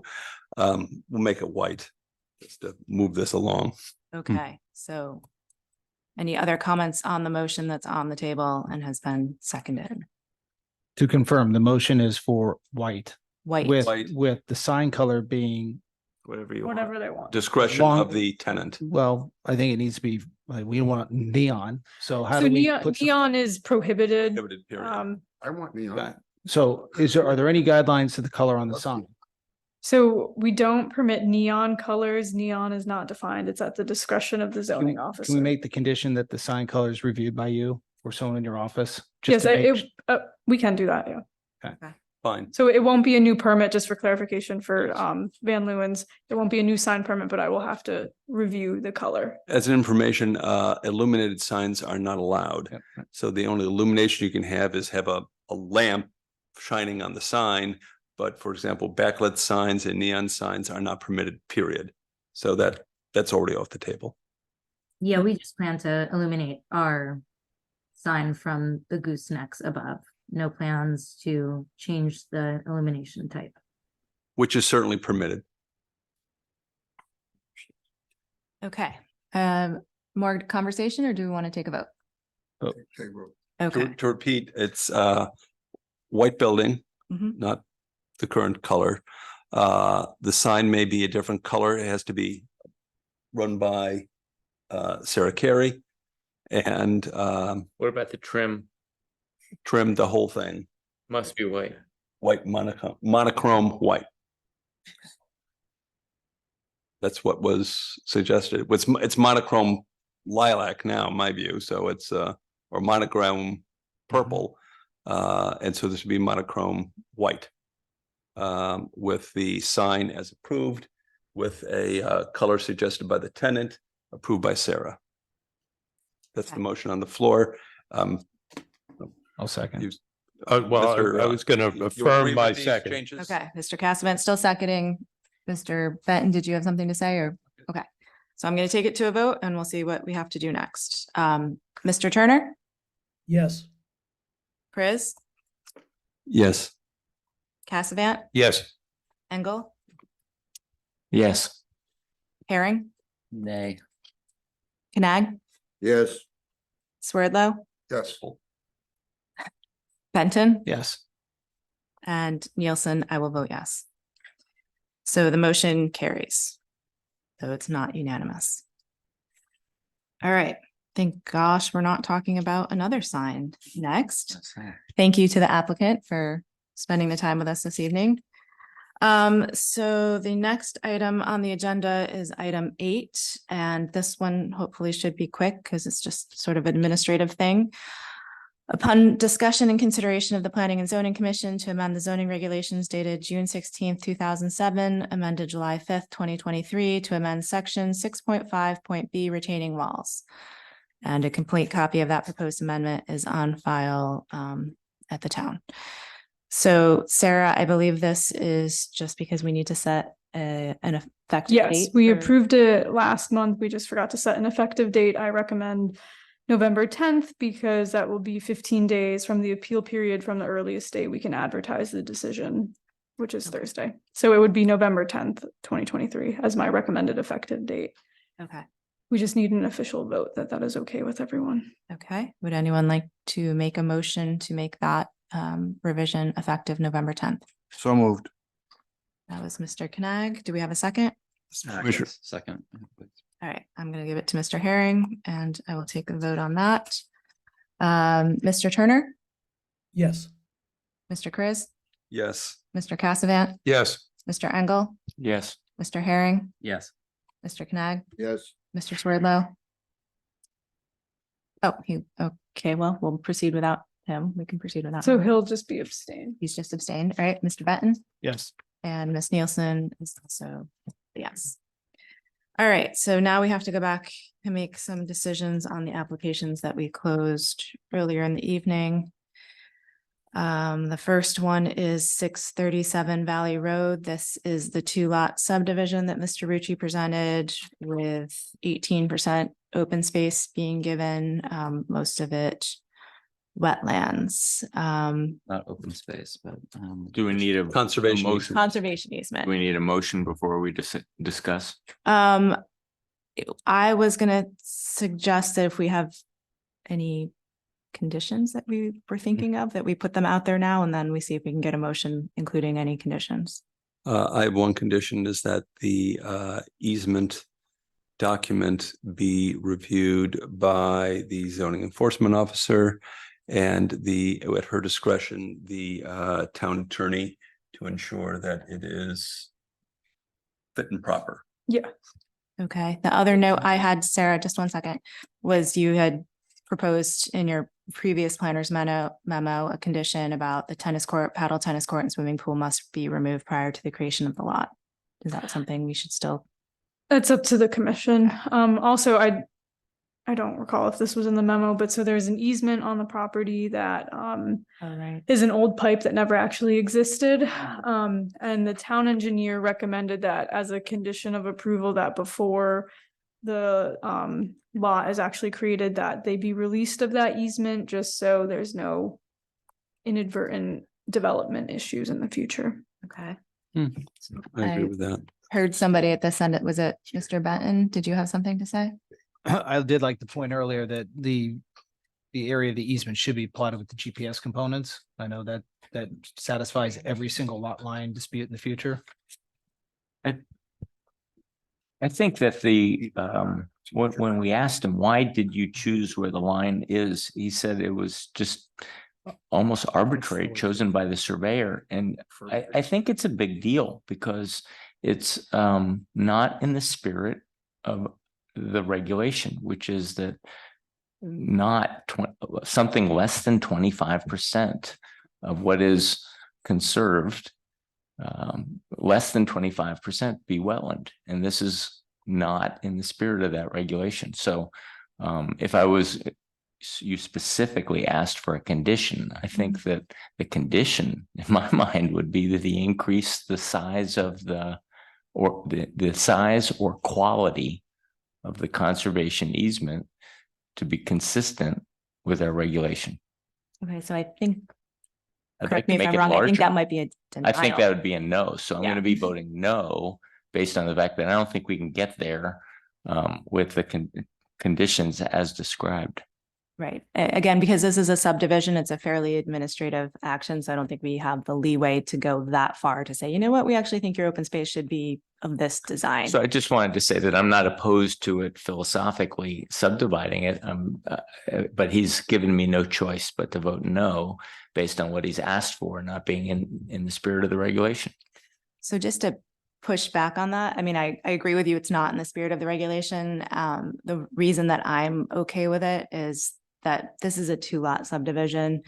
The need for open space, I mean, these are 2 big lots. Like, it's not like these people are living in an urban setting and don't have access to open space. And I don't think that creating a 2-lot subdivision here is going to noticeably change the feel of that neighborhood such that open space is needed the way it would be in a larger subdivision. So in terms of setting precedent, I wouldn't want to see future subdivisions of more than 2 lots not comply, but I think I can live with it here, just to give you my take on it. Just to, in terms of the open space component, I do think, you know, from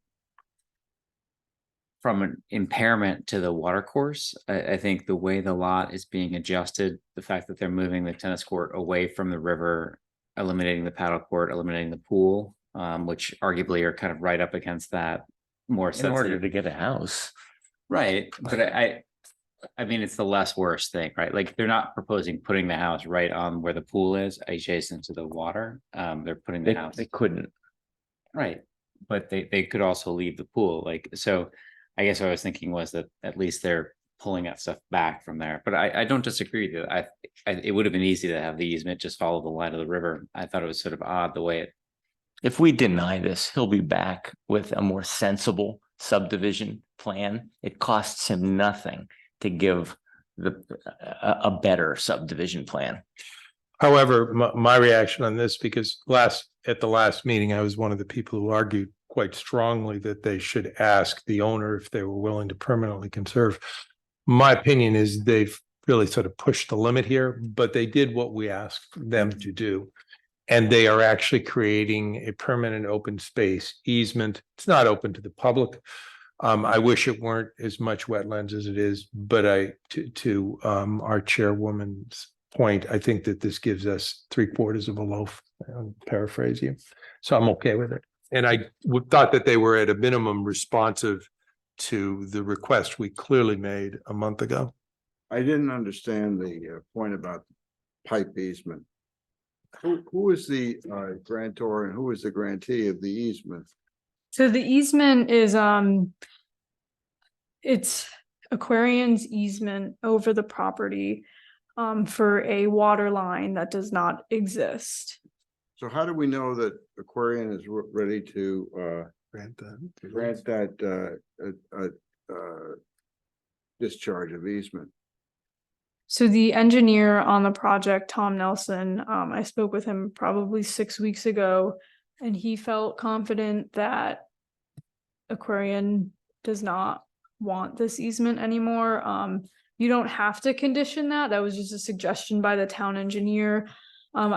I do have concerns since, you know, it's not like it's the town's easement. You know, the water company is a bit of a wild card. Right. I mean, we don't know. They just might arbitrarily say no, or just not say anything, right? Correct, yeah. Yeah. Okay, do we have anyone who wants to make a motion on this application? This is Commissioner Cassavant. I move that we approve the proposed subdivision as outlined in tonight's presentation by Attorney Rucci representing the Darnall family. Second. Turner seconded. conditions? Any conditions on that, Mr. Cassavant? Only that the actual boundary descriptions be using GPS or other tools that clarifies exactly where they are. And that the conservation easement would run with the land and be reviewed by the town attorney and the town planner. Are you amenable to that, Mr. Cassavant? I am. Thank you. Thank you, Paul. What about the discharge of the Aquarian easement as a condition I'm precedent? not sure that I care that we make that as a condition. I'd be fearful that that's a matter for the homeowner that I think that I'm glad the town engineer has pointed out to them, but I think if they can't get that, right, I'm indifferent to that. I think the condition that they brought up, which is it's in perpetuity and it transfers with the land, not erased when the land sold. So however that's put in there. Right, which I think is what an easement is, but we'll have the town attorney review it for our condition. Is the removal of those things, is that already in there? In terms of removing the pool and before the lots? So on the one hand, it may not be necessary because I have to sign off on the subdivision map before it's on the land records, and I'm not going to approve a pool over a property line. You know, that would be creating a zoning violation. So I don't know if it's necessary. Okay. Got it. Yeah. Oh. I would concur that the pool, the sports court and the tennis court, they're gonna go. The pool's got to go anyway, and the others are going to go given the desire to put a dwelling on that property. So that apple's going to drop. Should donate the paddle court to the Waveney. Okay. Can you move those? I'm kidding. So I think we are going to take a vote on this. I have noted, Mr. Turner seconded it on Zoom. I have noted that Mr. Swerdlow and Mr. Engel are not voting because they weren't present at the last hearing and they didn't watch the tape, so I will not call your names. So Mr. Turner, Yes. Mr. Chris, Yes. Mr. Cassavant, Yes. Mr. Knag, Yes. Mr. Herring, Yes. Mr. Benton, Yes. and Ms. Nielsen, I also vote yes. Okay, the next item we need to decide on is the 57 South Avenue, the turning of the chapel at St. Aloysius Church. Do we have any conversation or proposed conditions that we want to discuss before we move to a motion? Commissioner Chris, I would move we approve the amendment to the special permit. The reasons why is that the change is extremely minor. There is a marginal increase in coverage, but it's so small as to be trivial. No drainage issues or other changes have been noted as part of this. And I think there's a slight benefit with the breakup of the facade along the main street. So I would, for those reasons, I would approve the amendment to the special permit. Okay, does anyone want a second? Second. All right, Mr. Turner. And do we have further discussion or should we move to a vote? All right, Mr. Turner, Yes. Mr. Chris, Yes. Mr. Cassavant, Yes. Mr. Engel, Yes. Mr. Herring, Yes. Mr. Swerdlow, Yes. Mr. Benton, Yes. and Ms. Nielsen, I also vote yes. All right, the last application I believe we have to vote on this evening is 17 Turtleback Road West. As you recall, this is the detached barn within the 150 feet front yard setback area. We did discuss 2 proposed conditions. We don't have to use them, but I'll just remind you of what we discussed. We discussed whether we should maintain mature landscaping to screen the barn from the corner of Turtleback Road and Turtleback Lane West. And we discussed restricting the lighting to 3 lights in the location that the applicant provided and that they are dark sky compliant. So moved. Okay, so you're making a motion with those. With those conditions. Okay, so that's Mr. Sure, Engel. Chris, I second. Chris seconds. Any further discussion on the motion or the conditions? I think we had a lot of discussion. Yeah. I'm ready to go. All right, well then we'll just keep moving. Yeah. Mr. Turner, how would you like to vote on this? Yes. Mr. Chris? Yes. Mr. Cassavant? Oh, he's gonna abstain. Mr. Engel? Yes. Mr. Herring? Yes. Mr. Knag? Yes. Mr. Swerdlow? Yes. Mr. Benton? Yes. Ms. Nielsen, I also vote yes. Okay, so those are all the applications. Item number 10 is administrative No, actions. Krista, we forgot about 72 Park Street, White Buffalo. You have to vote. Oh, you're right. Okay.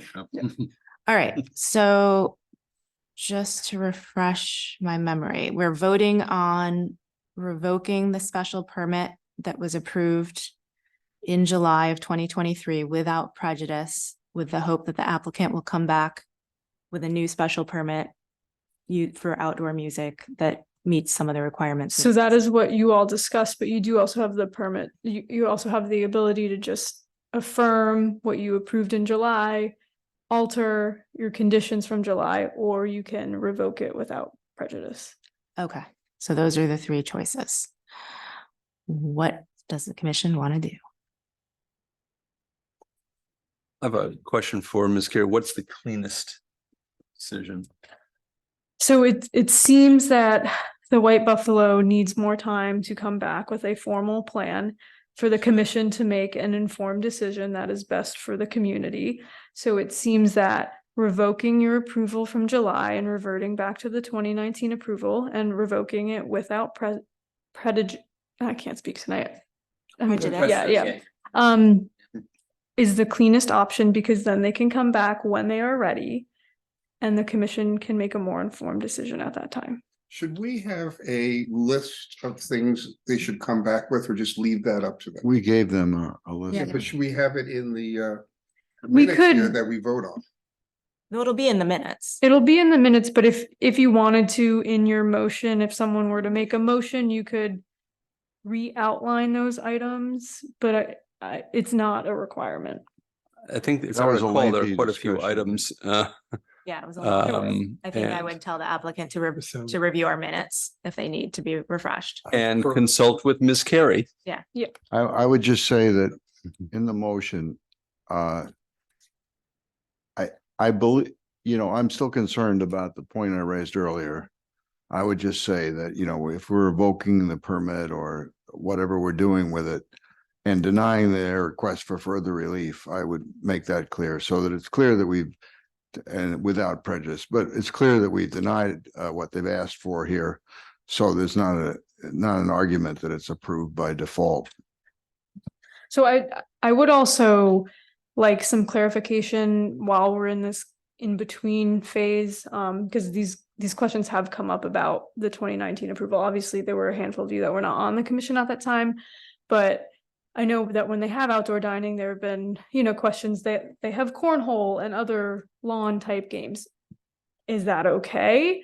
I know that they have a tent permit application for Thanksgiving Day. Are we counting that as an event, or can they, if they only have 4 tables with a tent, it is what it is? So Where do we stand with? can I ask, that? like, I think I'm confused as to what we have to do, because it sounds like the cleanest way is just to deny. But is Yes. there a middle ground where, because the issue seems to be around noise and the issues around kind of encroachment in the public area, right? Not so much the dining. So is there a common ground where you can allow for the dining while they figure out the things that are really causing havoc with the neighbors? So you can go back to the 2019 approval, which was for 4 tables. Right. But and that's, what but we're that's told. us denying it and going back Yes. to the original. There's no other grounds that would allow for the dining while they solve all these other issues that are creating the havoc. So I guess in theory, you could alter your approval from July to say that you are no longer allowing the events and that they should come back in the future with a new application. And you could clarify as a condition of the July approval that they could have 6 tables, 8 But tables, they but didn't actually request that, did they? They they did. did not, they, In July, So did they- the application request more tables? it didn't formally request more tables, but in 2019, they were approved for 4, and you were not, the commission was not clear in July how many tables they could have, so they were operating with more than 4 tables. Okay. So I think it would just be a clarification. I would point out that in the long discussion we had tonight, we said that our course of action was likely to be revocation to provide clarity for the 4 tables and to have them go back and actually present a plan of what they're going to do. I don't know that we can get any more clear than that. Well, and I think that, well, I appreciate what Mr. Benton is attempting to do here. Number one, I think the applicant needs to tell us how many outdoor tables they need. And in the absence of that, we have to revert back to this.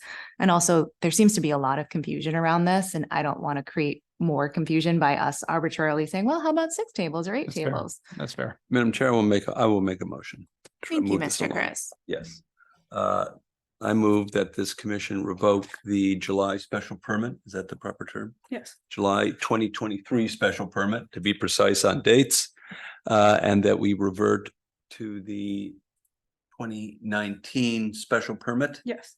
That's my motion, Without prejudice. without prejudice. And that we deny their request for further relief. I believe that's part of the revocation. Revoke and deny the request for further relief. Okay. Okay. Okay, Okay. Does without anyone- prejudice. Without prejudice, right? Yes, Commissioner Kennard. Okay. Does anyone want to second this motion? Second, I'm sorry, who was that? that's me. Okay. Okay, further discussion on this. I feel like we've discussed it a lot, but give everyone one last chance. All right, well then let's take it to a vote. Mr. Turner, how would you like to vote on this motion? Yes. Mr. Chris, Yes. Mr. Cassavant, Yes. Mr. Engel, Yes. Mr. Herring, Yes. Mr. Knag, Yes. Mr. Swerdlow, Yes. Mr. Benton, Yes. and Ms. Nielsen, I also vote yes. Okay, is that all of the application, sir? Yes. All right, so then the next thing on the agenda, number 10, administrative actions that may come before the commission. We have one item. It is the POCD Community Workshop. Mr. Chris, do you want me to Yes. hand that to you? Thank you. We had a meeting. Is it early this week? No, it's last week. It was last week. Last week. Where we were presented with the findings from the community survey. It was, I think, a very good presentation on the part of the consultants. And they are in the process of finalizing their draft, which we should receive, I assume, in several days, perhaps, or a week. Yes. Yes, okay. Soon, let me put it that way, soon. And then that will be shared with the broader community. Some of the highlights of that, main takeaways, will be presented on various boards and placards at the meeting that will occur this Thursday, 2 days from now, starting at 6 at the Lapham Center. The event there is going to be the kickoff meeting where there's a presentation or providing information on the main conclusions and feedback from the survey. And I want to say kudos to the town. They said that the response rate we had was 11.2% of the population of the town. And that is way higher than they get anywhere else. So I'm very pleased with responsiveness on the part of the townspeople. and their level of engagement. And I think that provides me comfort in any case that we're receiving some really decent feedback and a broad feedback. So this is all a plus in my view. At this event, there will be some special opportunities for children to participate. So it's a family affair. It's not just adults. And there will be 3 main stations at the event where it's going to be an interactive situation where there will be an opportunity to speak with members of the POCD subcommittee, members of the consulting group, as well as friends and neighbors, ability to share thoughts, interact, put Post-it notes up, write things down and so forth, and engage in sort of a kickoff discussion. It will be followed by 3 specific meetings that have been scheduled in this order. The first will be on cultural, historic, and environmental protection and enhancement, sustainability, and open space. This will be one of the booths or areas at the event on Thursday. That meeting will be held on the 13th of November. Second meeting and second topic for our booth area at the Thursday event will be municipal and educational infrastructure. This would include items including but not be limited to buildings, roads, sanitary sewer, storm sewer, sidewalks, internet, cellular communication, and other areas of municipal infrastructure. Educational meaning schools, so sports fields and school buildings. That will be on the 28th of November. The other main focus is housing in downtown, and that will be held on the 14th of December. The idea here is that these are some of the main topics that the feedback says are important to the town. And so this will provide an opportunity, I hope, for a deeper discussion on these issues with all voices being heard, so we can get everybody in the room, talk about them, provide feedback to the subcommittee, and use that feedback in the development of our draft plan. That's the idea. So looking for an open, broad, vigorous conversation among various constituencies in town on these key topics. So that is that's what's been planned so far. Okay. And Sarah, we should be good with the POCD in terms of staffing of this meeting. Do we need members of the commission? I know they can attend because they want to, but do we actually need bodies? No, I think we're covered. Yeah. Okay. Well, then we hope you will attend. One change on my side, I committed to the 13th. Because my travel is supposed to be the week before. I will not be here on the 13th, but I will be here this Thursday. Okay. Good, thank you. I think we're hoping is that the various members of the subcommittee will be spread around the different areas and just be floaters too, to interact with people as they come in. It's not necessarily a start at 6 and then keep going to a deadline, but people drop in, drop out is the concept.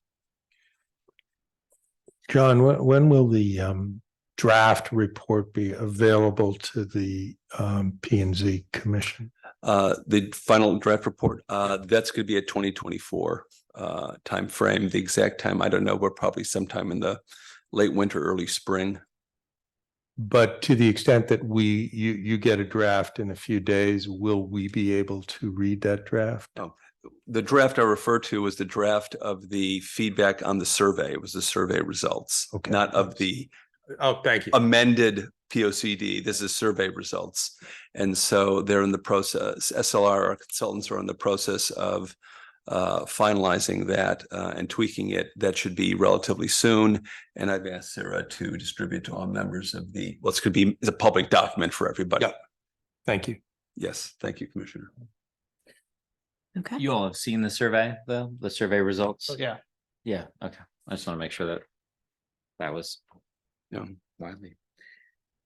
Do we have any stakeholder engagement at this point with those meetings in terms of the Conservation Commission, the wetlands? Are those bodies being contacted to attend certain sessions? They have been. I've asked that everyone with a government email be notified of this meeting. And so I'm hoping they will be attending the meeting on Thursday.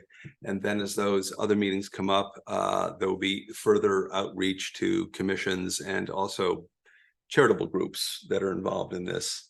As we did in the survey, we had a very aggressive outreach just for other commissioners, not only anyone with sort of a government email address or a school email address, but also all the clergy in town, any charity we can think of, civic groups, large landowners such as some of the country clubs, and anyone else that probably has thoughts on this was contacted, Chamber of Commerce.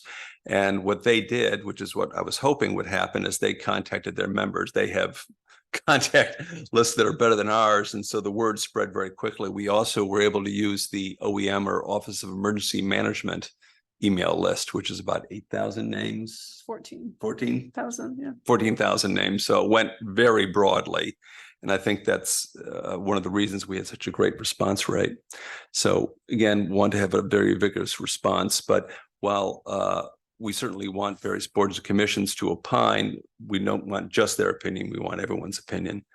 And Chris, to clarify, my intention is to reach out to all relevant bodies who, pertain to that specific night. They will be notified. So this is, my understanding is, this would be their time to come and address the subcommittee. So while we do want public input, this is also the time for the stakeholders to come and address. Yeah, no, I think that's really subcommittee. helpful because I think I just don't know that SLR is going to have time to engage with the conservation group separately, engage with Planet New Canaan separately. And so I think having those working sessions where, birds of a feather can kind of coalesce and across those to address those points is great. There will be one other time in the process. I think the goal is around February, when there is draft, chapters in the works, that SLR will be coming to town hall and having roundtable stakeholder meetings. My understanding is all day essentially, and chairs of commissions will schedule times and various staff members will schedule times and they will talk about their relevant chapters. Okay. So Well, that sounds like a pretty big. that will big happen aspect of it. later. Okay. ample opportunity for people to opine. And will the survey that we got distributed, will that be posted on the POCD website so that we can point people to it ahead of the event? So not the survey results, not the survey. The survey results, right? Yeah. The document. The SLR's goal is to have the survey report posted in time for the meeting Thursday. So, Gotcha. but it will be posted on the story map is what they call it. Okay, that's good news. Thank you. Yep. So we're moving along. Great. Okay, the second to last item on the agenda is approval of the minutes from the September 26, 2023 meeting. Do I have a motion to approve those minutes? So moved. All right, Knag, do I have a second? Second. All right. Turner. All right, Mr. Turner, how do you vote? Yes. Chris, Yes. Mr. Cassavant, Yes. Mr. Engel, Yes. Mr. Herring, Yes. Mr. Knag, Yes, Mr. Swerdlow. I have to abstain because I wasn't here. Okay, Mr. Benton Same, saying I wasn't here. and Ms. Nielsen, I vote yes. All right, this meeting is adjourned. All right. Thank you. Thank you for sharing. win because it's 11:30. Yeah, I was noticing. Had a goal that I was trying to reach. Well, welcome to the commission here. Get a little buzzer. Thank you for your help. Time's up.